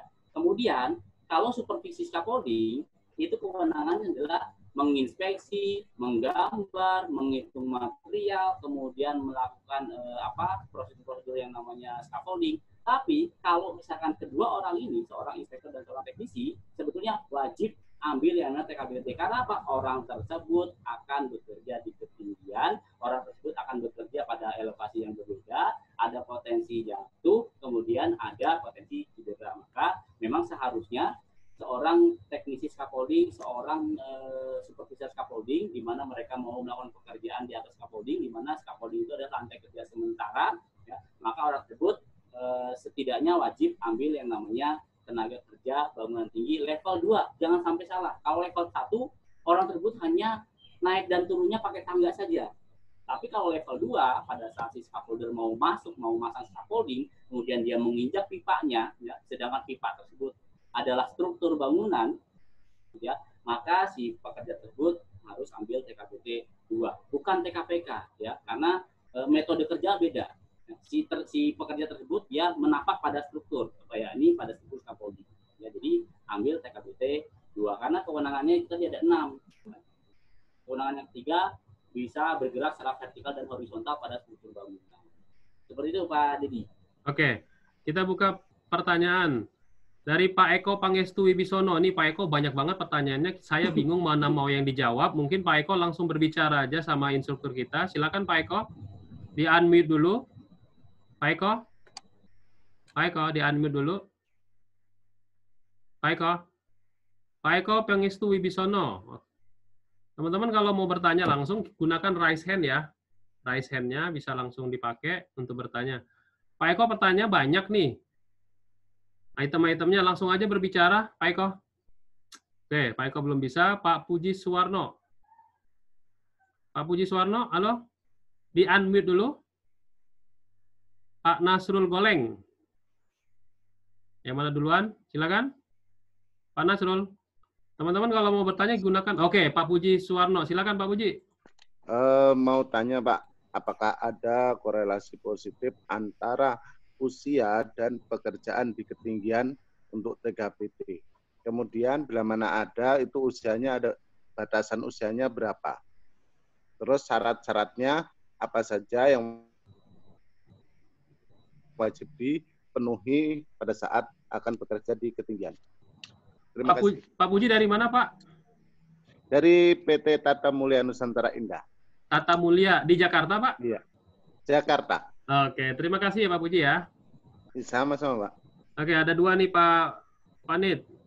Usia TKBT, ya boleh. Usia TKBT dan syarat untuk bekerja di ketinggian itu seperti apa? Nah, dari usia itu. Pak Puji, terima kasih. Ya, mohon izin menjawab. Jadi kalau untuk syarat usia sendiri, itu selagi orang tersebut masih mampu bekerja di ketinggian, artinya masih mampu digunakan oleh satu perusahaan tersebut untuk bekerja di ketinggian, itu saya rasa masih bisa melakukan bekerja di ketinggian. Namun syaratnya adalah orang tersebut pertama tidak mempunyai riwayat yang namanya fobia ketinggian, ya, fobia ketinggian. Kemudian pada saat orang tersebut naik ke atas, katakan Pak Puji mau naik ke elevasi 50.000 atau mau naik ke ketinggian 50 meter, kalau masih mampu, kemudian dilihat dari kesehatannya masih bisa, kemudian diawasi oleh pengawas yang ada di lapangan, saya rasa tidak masalah. Namun kebanyakan yang beratnya itu lebih dari 80 kg itu untuk memanjat dan sebagainya itu sudah agak kesulitan. Karena apa? Yang kita bawa, kalau misalkan saya bekerja ke atas itu berat badan saya lebih dari 80 itu, yang kita bawa itu kita bawa diri kita sendiri saja sudah agak kesulitan kalau berat badan kita sudah lebih dari 80 kg. Maka yang saya bilang tadi, ketika bicara tentang inai batas umur memang tidak ada, tapi kalau untuk syarat untuk ikut TKBT itu minimal pendidikannya adalah SD, Pak Puji, ya, pendidikannya SD itu kita boleh ikut yang namanya training. Namun kalau usia itu tidak ada, selagi dia masih mampu untuk bekerja dan masih mampu untuk bekerja itu dipersilakan. Karena banyak instruktur arah pun yang sudah agak sepuh gitu ya, masih mengajar dan masih manjat-manjat. Karena apa? Kondisi badannya masih oke, karena mereka betul-betul orang-orang. Kalau TKBT 2 ada persyaratan usia nggak Pak Panit? Tidak ada Pak Dedi, hanya pendidikan saja. Ya. Oke, dan di situ dikatakan dinyatakan sehat dengan dilihat atau dengan dilampirkan surat keterangan sehat atau Oke. Oke, pertanyaan berikutnya dari Pak Ganjar Mulyana nih. Apakah ada kewajiban untuk menggunakan absorber pada body harness? Nah, kalau ada wajibnya itu pada saat kapan ada absorber di body harness, Baik. Pak? Sip, pertanyaan ini juga baik sekali. Terima kasih. Dengan Pak siapa tadi? Ganjar Pak Mulyana. Ganjar. Terima kasih Pak Ganjar. Nah, kewajiban penggunaan absorber, kembali lagi kalau kata Permenaker, memang setiap alat penahan jatuh,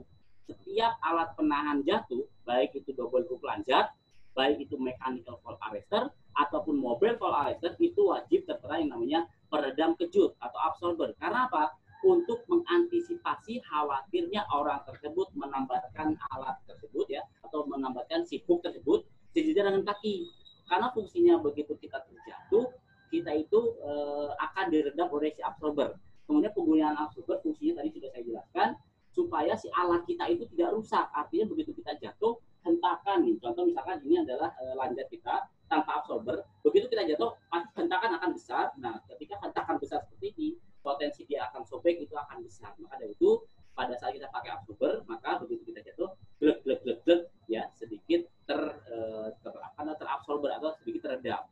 Yang ketiga, ketika kita pakai absorber, ya, supaya mengurangi rusaknya angkur agar struktur begitu kita menambahkan si hook, begitu kita jatuh dengan absorber itu sama, supaya mengurangi rusaknya si angkur. Nah, wajib tidaknya menggunakan absorber di tempat kerja Bapak itu tergantung seperti yang saya jelaskan. Kalau misalkan Bapak pakai absorber, ya, double hook lanjat dengan absorber, berarti Bapak boleh menambahkan secara bergantian, ya bergerak secara bergantian, kemudian boleh ditambahkan sejajar dengan dada, boleh ditambahkan sejajar dengan kaki.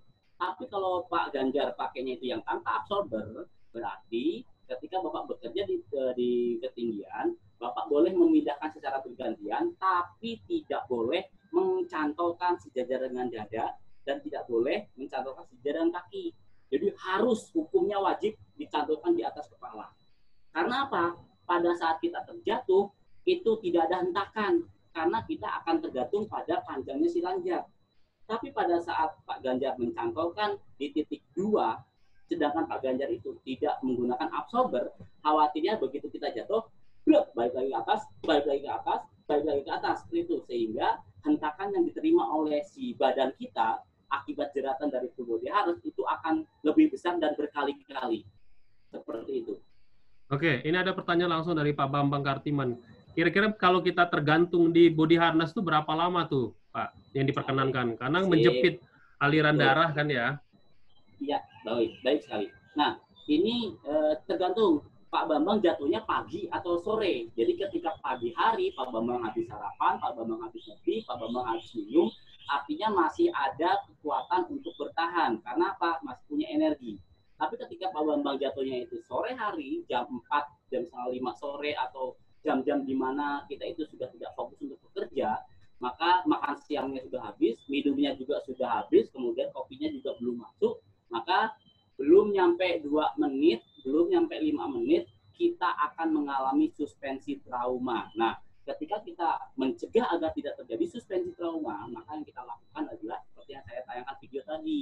Pertanyaannya, Pak, kalau di video itu alatnya lengkap. Kalau misalkan saya tidak lengkap dan saya hanya menggunakan full body harness saja, apa yang saya lakukan? Yang kita lakukan adalah membuat gerakan pada kaki supaya apa? Bagian yang terjerat, setidaknya bagian yang kesemutan itu menghindarkan dari yang namanya terjadi kram dan lain sebagainya. Ya, jadi menggerak-gerakkan kaki kita itu kalau itu tidak ada struktur. Kalau ada struktur langsung raih struktur, Pak. Ya. Langsung raih struktur apapun itu strukturnya supaya apa? Supaya kaki kita bisa tertambat. Intinya adalah supaya beban yang tadinya ditanggung oleh punggung pada saat kita tergantung ya, dipindahkan ke kaki agar bagian paha yang terjepit, bagian dada yang terjepit itu bisa terilis sehingga sirkulasi oksigen, sirkulasi darah yang dari bawah itu bisa mengalir ke otak dan ke kepala. Seperti itu. Kalau dari tali rope akses sendiri itu pakai body harness sejenis apa itu Pak supaya bisa lama bertahan? Ya. Full body harness yang digunakan untuk akses tali itu adalah full body harness di mana dia tersedia 1, 2, 3, ada 5 bearing. Ya. Nah, seperti ini. Ada bearing punggung, ini bearing punggung. Kemudian ada bearing dada, ini bearing dada, bearing dada. kemudian ada daring perut, ada daring pinggang kiri dan kanan. Fungsinya apa? Kalau daring untuk huruf ACES biasanya digunakan adalah daring dada. Jadi fungsinya di sini nanti ditambahkan alat yang namanya scroll ascender, ya, tambahkan scroll sebagai penopang atau sebagai tambatan kita di tali kerja, karena di huruf ACES itu ada 2 tali. Yang satu tali itu untuk tali kerja untuk menambahkan si scroll itu di depan, ya. Dan satu lagi tali safety. Tali safety itu untuk menambahkan ini Pak, mobile fall arrestor. Jadi yang satu untuk nambatin si full body harness, ya, yang ada scrollnya. Dan satu lagi untuk menambahkan mobile fall arrestor yang sudah terkoneksi dengan daring kita, baik di punggung atau di dada, tapi disarankan ya di dada. Nah, seperti itu. Kemudian pada saat bergerak vertikal ataupun bergerak naik dan turun, si alat tersebut atau si full body harness tersebut sudah disediakan yang namanya ascender dan descender serta fall arrestornya. Seperti itu, Pak Denny. Oke. Ini juga ada pertanyaan, kalau misalkan nih untuk standar jaring, ya, perangkat penahan jatuhnya itu apa ya, Pak? Baik, sip, ya. Ketika saya pasang jaring untuk penahan jatuh, gitu ya, kan kita sebagai, misalkan kita sebagai safety inspector, safety officer, kita tidak bisa melakukan yang namanya pengecekan secara visual. Maka harus mengundang pihak ketiga yang akan mengetes load, yang akan menentukan bahwasanya ini kapasitasnya sekian kilonewton, ini kapasitasnya sekian kilonewton, sehingga dikeluarkanlah sertifikat, dikeluarkanlah surat dari si pihak ketiga itu yang menerangkan bahwasanya alat tersebut mampu menahan sekian kilonewton atau minimal 15 kilonewton. Tetap harus mengundang dari pihak ketiga. Seperti itu, Pak Denny. Tapi regulasinya tetap menggunakan Permenaker 9/2016 ya? Betul ya. Regulasinya tetap menggunakan Permenaker 9/2016 di mana minimal harus mampu menahan ban 15 kilonewton. Jadi pada saat nanti si pihak ketiga itu melakukan uji atau tes pada si pada si safety net tersebut, dan begitu diuji dia jadi menjatuhkan apalah gitu ya, barang di mana beratnya itu bertahap. Kemudian begitu dicek, hanya si safety net itu hanya mampu menahan beban 10 kilonewton, berarti belum standar. Tapi begitu dicek itu sudah bisa menahan lebih dari 15 kilonewton atau minimal 15 kilonewton, maka itu sudah dikatakan standar. Jadi untuk si surat tersebut atau si sertifikat tersebut atau hasil pengujian tersebut itu yang akan di filing oleh si perusahaan atau si safety-nya. Terus kalau ini ada pertanyaan dari Bu Irma Susanti nih, untuk mensosialisasikan ke operator atau pekerja itu harus menggunakan hook dicantolkan, itu gimana nih Pak? Karena beberapa operator itu kadang mengeluh, ribet banget sih naik ini, harus pindah sini itu pakai hook itu.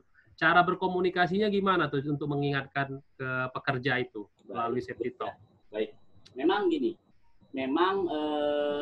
apalagi dunia konstruksi Pak ya, apalagi dunia konstruksi ini memang kita harus benar-benar fighting, kita harus benar-benar berjuang untuk melakukan sosialisasi kepada teman-teman di lapangan.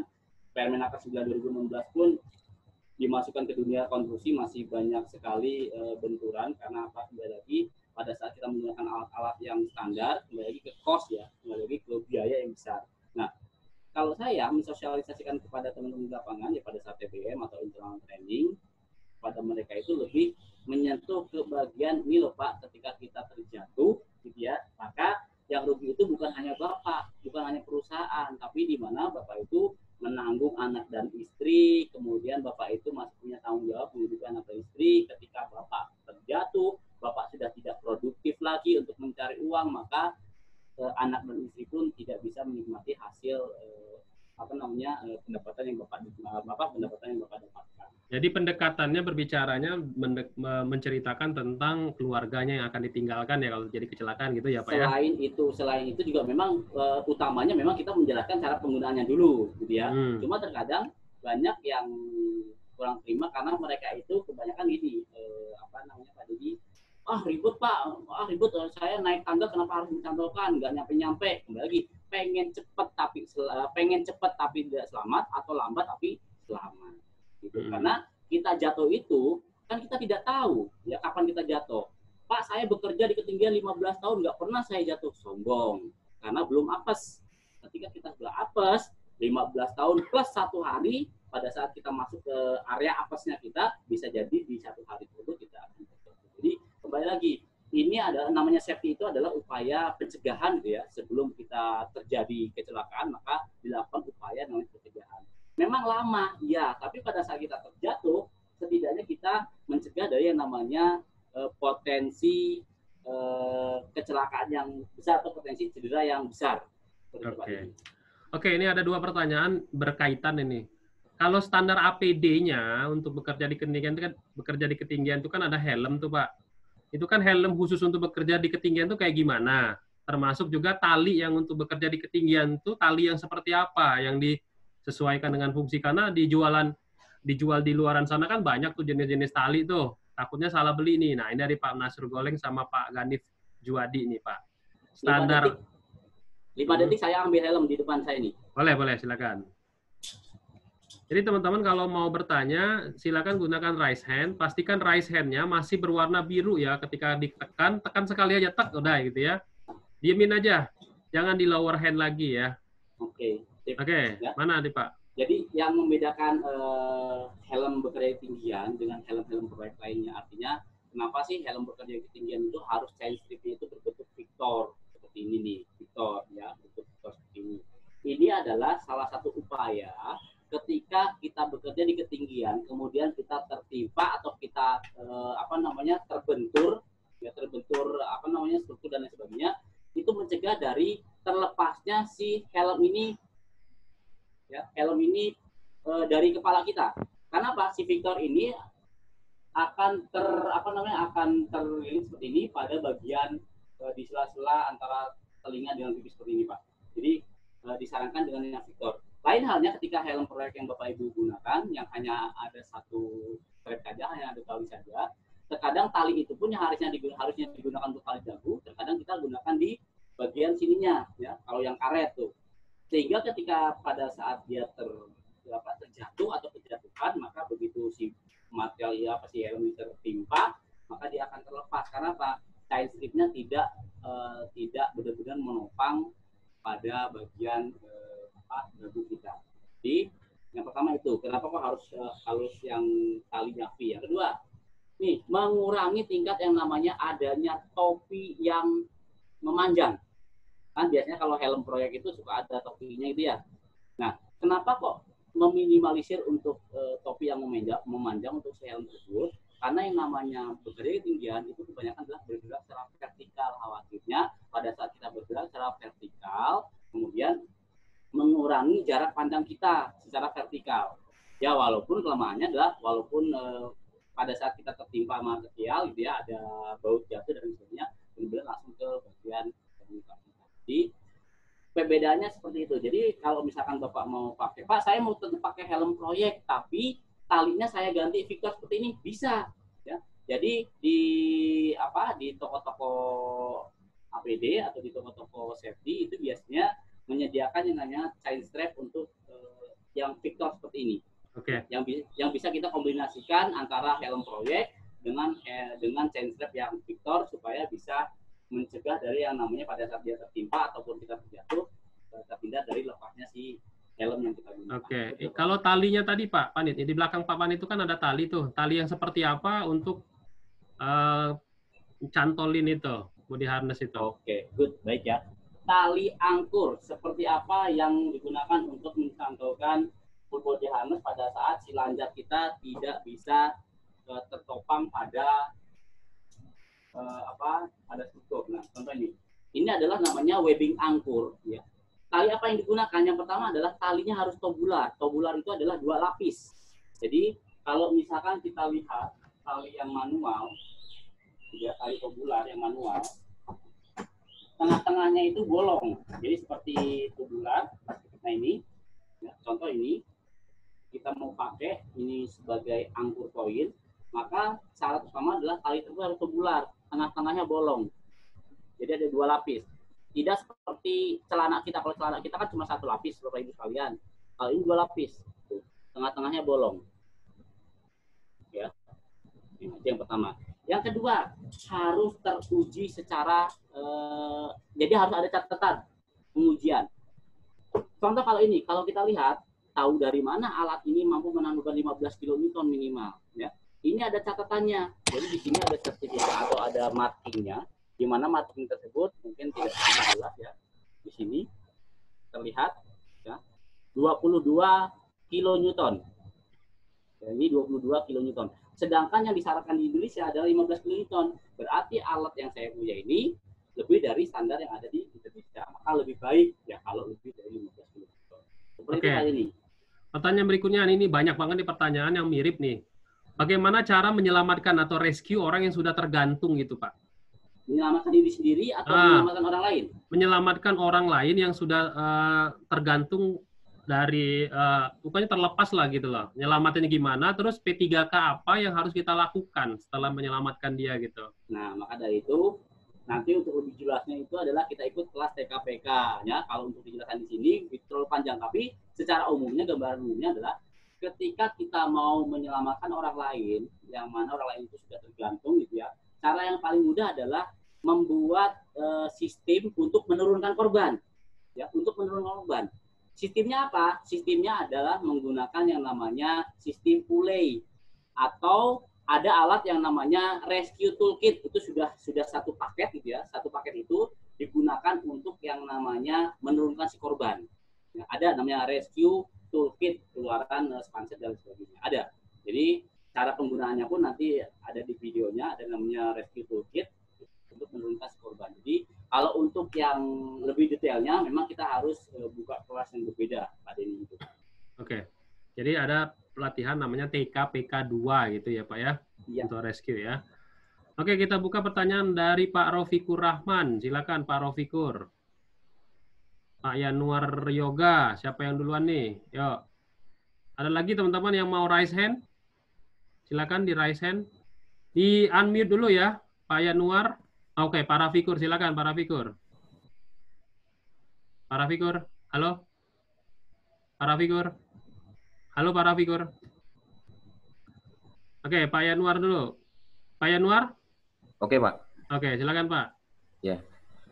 Pak Panit tadi dijelaskan yang tentang penggunaan. Pak Yanuar dari mana Pak? Saya di Banyuwangi Pak, dari PT Bukit Makmur Mandiri Utama. Oke, Bu Maya. Iya Pak. Tadi dijelaskan penggunaan single lanyard dengan single hook dan juga double lanyard, double hook Pak ya. Nah, justifikasi apa tadi Pak? Saya agak lupa tadi Pak. Ya, yang bisa menjelaskan bahwasanya boleh kok menggunakan satu hook, boleh kok menggunakan dua hook seperti itu Pak. Baik, ya. Jadi bukan boleh nggak boleh, tapi kapan kita bisa menggunakan dan kapan tidak bisa menggunakan. Artinya gini, memang yang disarankan di Permenaker adalah menggunakan double hook lanjut dengan absorber seperti itu. Nah, ketika saya menggunakan single hook tanpa absorber, ya. Jadi gimana prosedur penggunaannya supaya saya bisa menggunakan double hook atau single hook dengan absorber? Artinya tadi, ya, prosedurnya adalah ketika Pak Yanuar pakai single lanjut, ya, mau bergerak vertikal atau horizontal, artinya si single lanjut itu tidak boleh dipindahkan. Ketika saya mau pindahkan, berarti Pak Yanuar harus menggunakan yang double. Ya. Kemudian yang absorber atau tanpa absorber. Pada saat Pak Yanuar menggunakan single hook tanpa absorber, berarti tidak boleh mengkaitkan di titik 1 dan 2.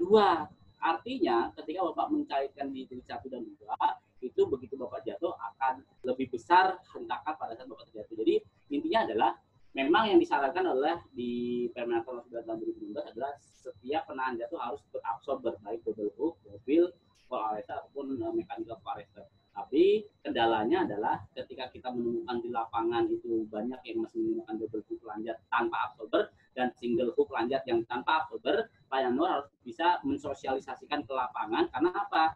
Pak Yanuar tidak bisa seolah wah pokoknya harus pakai ini, ternyata kembali lagi ke cost, kembali lagi ke budgeting. Jadi intinya adalah Pak Yanuar harus bisa menjelaskan ketika kita menggunakan single hook lanjut tuh kenapa sih nggak boleh ya? Karena ketika kita menggunakan single hook lanjut itu tidak boleh dipindahkan. Pada saat Pak Yanuar memindahkan berarti ya tidak boleh menggunakan single hook, berarti harus menggunakan yang double hook. Jadi di awal tadi sudah saya sebutkan double hook lanjut dengan absorber, double hook lanjut tanpa absorber, single hook lanjut dan single hook lanjut tanpa absorbernya. Alangkah bagusnya supaya lebih jelasnya gitu ya, karena waktu kita hanya terbatas di 45 menit, lebih jelasnya alangkah baiknya langsung menghubungi Pak Denny untuk mengikuti yang namanya TKBT 2. Itu dari awal A sampai Z itu akan disediakan sampai Bapak melakukan sendiri, sampai Bapak digantung dan sampai Bapak di rescue. Jadi Bapak nanti gantung, ketika Bapak nyerah gantung nggak bisa merescue diri sendiri, kita akan demokan yang namanya rescue tersebut. Oke, Pak Panit, mungkin ada yang kelewat nih. Kenapa sih hook itu nggak boleh dililitkan gitu, Pak? Baik. Alasannya apa itu? Ini masih ada yang kelewat nih, padahal udah dijelasin tadi. Boleh Pak dijelasin ulang nih? Kenapa sih kok hook ini tidak boleh dililitkan? Karena pertama adalah yang menopang, menahan 15 kN itu adalah bagian hooknya ini, Pak. Ya, bagian hook ini yang 15 kN minimal. Tapi ketika Bapak Ibu sekalian melilitkan seperti ini, nah ini, seperti ini, khawatirnya begitu dia jatuh, yang menahan jatuh bukan bagian hooknya, bukan bagian ininya, tapi bagian penguncinya ini. Nah, sedangkan penguncinya ini itu bukan sebagai penahan jatuh, tapi sebagai pencegah supaya si hook ini tidak terlepas dari angkurnya. Pada saat Bapak mengkaitkan seperti ini jatuh, yang akan tertahan, akan menerima beban adalah bagian penguncinya. Sedangkan bagian pengunci ini bukan fungsinya untuk penahan jatuh. Seperti itu, Pak Denny. Oke, kalau untuk memeriksa kesehatan bagi pekerja di ketinggian tuh standarnya gimana tuh, Pak? Sebelum mereka bekerja, standar pemeriksaan kesehatan dari Pak Jupri ini nanya. Oke, baik. Nah ini skupnya apa? Skupnya udah paramedik ya, artinya apa namanya dokter perusahaan atau perusahaan. Jadi kalau yang saya alami di lapangan, ketika tensi darahnya tidak terlalu tinggi dan orang tersebut dicek secara medisnya masih dikatakan sehat gitu ya, itu kalau saya di lapangan itu ya masih cukup kan. Kemudian dilihat dari riwayat penyakit yang dia derita, misalnya tidak punya ayan, kemudian serangan jantung gitu ya. Nah itu di lapangan saya hanya menerima surat dari si paramedik ya. Jadi yang menentukan sehat tidaknya adalah saya menerima surat paramedik. Kalau surat tersebut menyatakan orang sehat dan layak untuk naik, ya saya mengacu pada surat tersebut. Seperti Pak Denny. Oke, Lumba. Oke, ada lagi nih pekerjaan MEWP. Bapak tahu Pak pekerjaan MEWP? Ya, MEWP ini apakah perlu TKBT 2 dan TKPK itu? Nah, itu. Baik, sip ya. Jenis MEWP itu contohnya skisorlip, boomlip, dan lain sebagainya. Kembali lagi, MEWP atau mechanical working platform gitu ya. Kemudian MEWP itu kan lantai kerja sementara. Ketika kita bekerja di lantai kerja sementara, kemudian kaki kita menapak pada struktur, maka orang tersebut sama seperti scaffolder tadi. MEWP pun atau skisorlip itu kan harus punya lisensi skisorlip. Nah, lisensi skisorlip itu hanya untuk digunakan bagaimana si pekerja itu mengoperasikan alat. Tapi kenapa harus dilengkapi dengan TKBT? Karena orang tersebut bekerja di ketinggian, di mana ada perbedaan ketinggian, kemudian ada potensi jatuh dan merugikan. Makanya seorang operator MEWP atau seorang operator skisorlip itu harus punya sertifikasi atau lisensi MEWP dan harus punya lisensi TKBT 2, bukan TKPK, karena si pekerja tersebut dia menapak pada struktur. Sama gondola pun, gondola yang ada di gedung-gedung bertingkat itu pertama orang tersebut harus mempunyai sertifikat gondola, dan yang kedua TKBT bukan TKPK, kecuali kalau misalkan orang tersebut tidak menggunakan gondola sehingga dia langsung menggunakan 2 untas tali safety dan tali kerja, maka dia ambilnya TKPK. Oke, kalau berapa maksimal manusia itu bisa menerima impact, Pak? Oke, ya. Maksimal manusia menerima impact, saya rasa ketika kita jatuh gitu ya, kan kita tidak bisa mengukur ya, artinya berapa kilogramnya.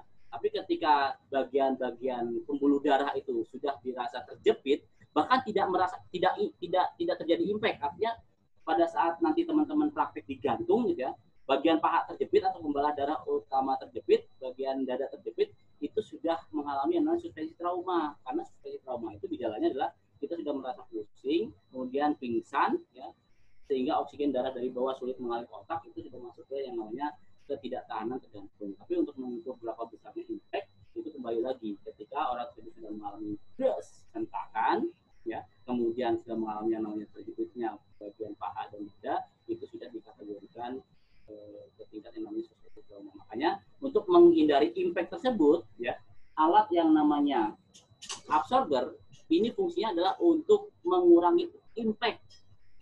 Jadi misalkan begitu orang jatuh karena ada gaya gravitasi sehingga dia jatuhnya begitu impact berat badannya 70 kg, tapi begitu dia impactnya itu sangat besar 2 kali lipat, ya, maka dengan adanya absorber ya fungsinya untuk meredam impact tersebut. Oke, dari Pak Hardito nih Pak, kalau orang bekerja di ketinggian untuk di sutet gitu loh, di sutet atau naik ke listrik atau yang bekerja ada listrik-listriknya itu ada nggak standar bekerja di ketinggian itu sertifikat apa gitu? Baik, siap ya. Nah ini ya. Jadi oke, sebentar Pak. Sambil menjawab, saya kasih dulu polling buat teman-teman semua untuk mengevaluasi webinar kita sambil Pak Panit menjawab pertanyaannya. Oke, silakan teman-teman semua untuk mengisi pollingnya. Oke, Pak Panit silakan dilanjutkan. Baik, khusus untuk pekerjaan sutet, ya, karena dia bekerja sampai 50 sampai 100 meter untuk membangun sutet dan maka biasanya ini ada dua sistem ya yang kita gunakan antara TKBT dan TKPK. Nah, untuk yang naik-naik biasanya yang naik-naikin material itu di mana si pekerjanya itu masih yang namanya menapak pada struktur, maka cukup TKBT. Cuma ketika si pekerjanya itu melakukan inspeksi atau melakukan QC dan lain sebagainya dan dia harus menggantung dan tidak bisa menapak pada struktur, makanya harus TKPK. Jadi tergantung pekerjaan kita di lapangan. Jadi kita lihat dulu Bapak Ibu sekalian, kita lihat dulu pekerjaan kita di lapangan itu maunya seperti apa sebelum kita mengikuti training antara TKBT dan TKPK. Nah, untuk alatnya sendiri yang digunakan hampir sama, intinya adalah untuk alat TKBT ada komposisi kerja, double hook lanyard full body harness dari yang full gitu ya, full body harness, kemudian ditambahkan wall positioning. Karena apa? Pada saat kita mau melakukan instalasi atau mau erection sutet gitu ya, kita kan ada yang namanya bolting untuk merangkai si sutet tersebut. Nah, untuk melakukan bolting tersebut kita si pekerja harus menggunakan kedua tangan. Nah, ketika kita menggunakan kedua tangan, maka kita dibutuhkan yang namanya posisi yang stabil pada posisi yang miring, sehingga kita tambahkan yang namanya alat komposisi. Oke, satu lagi pertanyaan nih dari Pak Eko Pangestu Wibisono. Nih Pak Eko banyak banget pertanyaannya. Saya pilih aja satu ya Pak Eko ya. Kalau untuk bekerja di ketinggian dengan ketinggian mencapai 800 meter seperti di gedung Burj Khalifa ya di Dubai gitu ya, itu standar bekerja di ketinggian itu kayak gimana sih Pak? Baik ya, biasanya kalau gedung-gedung yang tinggi seperti itu ya, untuk tower yang tinggi seperti itu, pencakar itu langit biasanya, ya pencakar langit itu biasanya kembali lagi penggunaan alat penahan jatuhnya itu yang biasa digunakan adalah mobile fall arrestor. Nah seperti ini, mobile fall arrestor. Kenapa? Dia akan mengikuti pergerakan sampai manapun, ya pasti secara horizontal vertikal. Jadi akan mengikuti pergerakan sampai manapun, tapi pada saat dia terjatuh, klak, dia akan mengikuti secara otomatis. Jadi akan mengikuti secara otomatis. Contoh nih, saya praktekkan pada saat kita menggunakan, kita lihatkan, kita pasang alat tersebut. Nah, contoh seperti ini. Ini adalah tali keselamatan kita secara vertikal ini. Ini secara vertikal seperti ini. Kita lihat ya. Nah, dia naik turun ngikutin Pak. Dia naik turun ngikutin, tapi pada saat terjatuh, klak, dia akan terkunci, dia akan stop, ya. Makanya disebut sebagai alat penahan jatuh bergerak atau mobile fall arrestor. Mau 800 meter, mau berapa ratus meter, asalkan kita masih tertambat, ya, pada alat penahan setelah ketika jatuh, itu masih dikatakan standar. Asalkan itu tadi, ya, ada satu tali penahan jatuh, ada satu tali kerja dan tali keselamatan. Itu intinya Pak. Oke, Pak Panit, waktu kita sudah selesai nih Pak Panit, udah ngelewatin ini. Sayang sekali, Pak Panit, boleh diberikan, ini pertanyaan masih ada 29 pertanyaan lagi, kami mohon maaf ya teman-teman belum bisa menjawab semua. Mungkin ada juga teman-teman yang masih sholat Jumat ya hari ini. Oke Pak Panit, sebelum kita close, mungkin ada closing statement yang Pak Panit bisa berikan kepada teman-teman yang mungkin ya ada yang nantinya bekerja di ketinggian atau yang mengawasi sebagai HSE officer yang akan mengawasi orang-orang yang bekerja di ketinggian. Nah, boleh diberikan closing statement bagaimana kita bekerja di ketinggian secara aman gitu loh. Selamat dan sehat. Silakan, yang Pak. Yang pertama tentang sertifikasi. Jadi kebanyakan perusahaan itu mengirimkan orang untuk sertifikasi itu adalah atasan-atasannya, sedangkan yang bekerja di ketinggian itu adalah bawahan-bawahannya. Nah, ketika safety officer itu ngambil TKBT 2, tapi yang naik ke atas itu adalah pekerjanya, maka saya rasa ini kurang efektif. Karena apa? Lisensi itu adalah kewenangan. Jadi orang yang pegang lisensi adalah orang yang berwenang naik ke atas. Ketika si HSE officer, HSE inspektor sudah punya lisensi, tapi dia di bawah, sedangkan yang bekerja itu adalah anggotanya yang belum punya lisensi, khawatirnya ketika terjadi insiden atau eksiden, begitu diinvestigasi, dicek, ternyata orang yang naik itu belum punya lisensi. Jadi kembali lagi, lisensi ini adalah kewenangan. Tidak bisa kita kirimkan HSE manajernya, kita kirim HSE koordinatornya, kemudian yang akan kerja ke atas adalah pekerjaannya. Yang kedua adalah, saya harapkan, ya walaupun mungkin kembali lagi ambil lisensi itu adalah kembali ke budgeting, ya setidaknya adalah secara periodik itu dilakukan yang namanya sosialisasi, dilakukan yang namanya training internal untuk kembali lagi melakukan upaya pencegahan. Ya, sekali lagi, pada ini saya izinkan mungkin materi saya mau di-share, monggo. Ya, materi saya yang saya di sini yang saya jelaskan di sini mau di-share, monggo. Untuk apa? Kan terkadang kita lupa-lupa atau apa gitu ya, dengan adanya materi ini setidaknya kita tahu, oh ternyata regulasinya ini, oh ternyata 1,8 itu di sini. Nah, yang penting ada poin-poinnya. Nah, kemudian saya mau ngambil data tersebut, tinggal kita browsing sendiri. Yang penting adalah poin-poin yang ada di slide saya itu silakan dieksplor lagi. Karena apa? Bekerja ketinggian, setiap pekerjaan itu berbeda-beda. Jadi kembali lagi ini harus ada improve, tapi tidak keluar dari scope yang kita jelaskan tadi. Artinya saya bekerja scaffolding, beda Pak. Saya dengan bekerja yang di konstruksi bangunan, beda Pak. Saya bekerja di yang namanya struktur dan sebagainya. Maka poin-poinnya itu yang yang dirasa penting itu silakan digunakan. Dan kemudian Pak Panit, ada satu nih minta tolong banget. Ada pertanyaan satu aja nih Pak Panit. Ada yang nge-WA nih. Pak Doni Setiawan, silakan Pak Doni.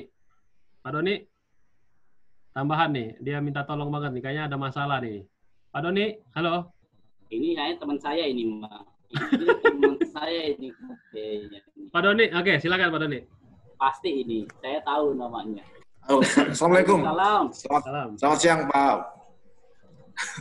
Kalau kenal, ini saya ada kasus nih, Pak, masalahnya, Pak. Di lapangan itu sering pada saat kita mau mengkaitkan itu hook itu kadang tempat untuk mengkaitkannya nggak ada nih. Terus kemudian waktu saya inspeksi di lapangan juga, urusan di lapangan, saya juga sedikit kebingungan ya Pak, karena waktu pengaitnya itu sangat terbatas sekali. Akhirnya tadi yang disampaikan tadi sempat saya kaitkan Pak, dan saya lilitkan tuh tali dengan hooknya. Padahal tadi dari materi tadi tidak diperkenankan atau tidak diperbolehkan untuk melilitkan itu tadi kan. Ini minta solusi nih. Gimana ya caranya kalau misalkan kita udah untuk tempat struktur yang untuk mengaitkan itu kita mungkin terlalu kecil atau terlalu besar atau mungkin bahkan tidak ada. Gimana Pak? Terima kasih. Pak Doni, my friend, terima kasih.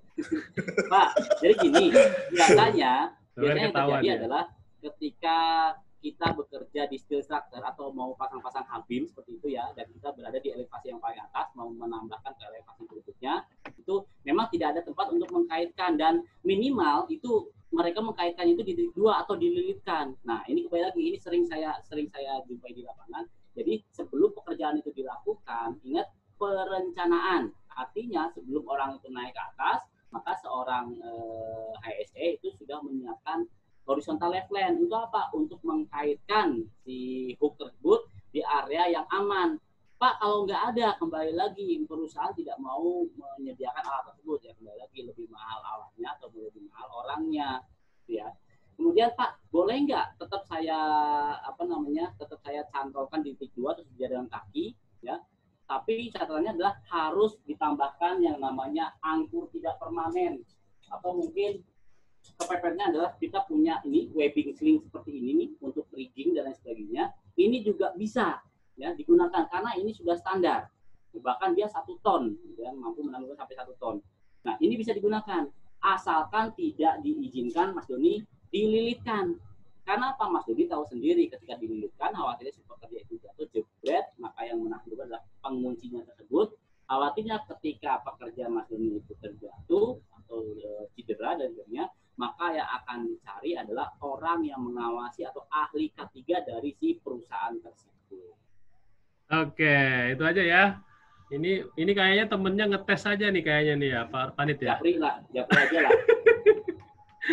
Oke, Pak Panit, terima kasih atas waktunya, terima kasih juga atas ilmunya yang sudah luar biasa memberikan kita sharing ini tentang working at Hack ini.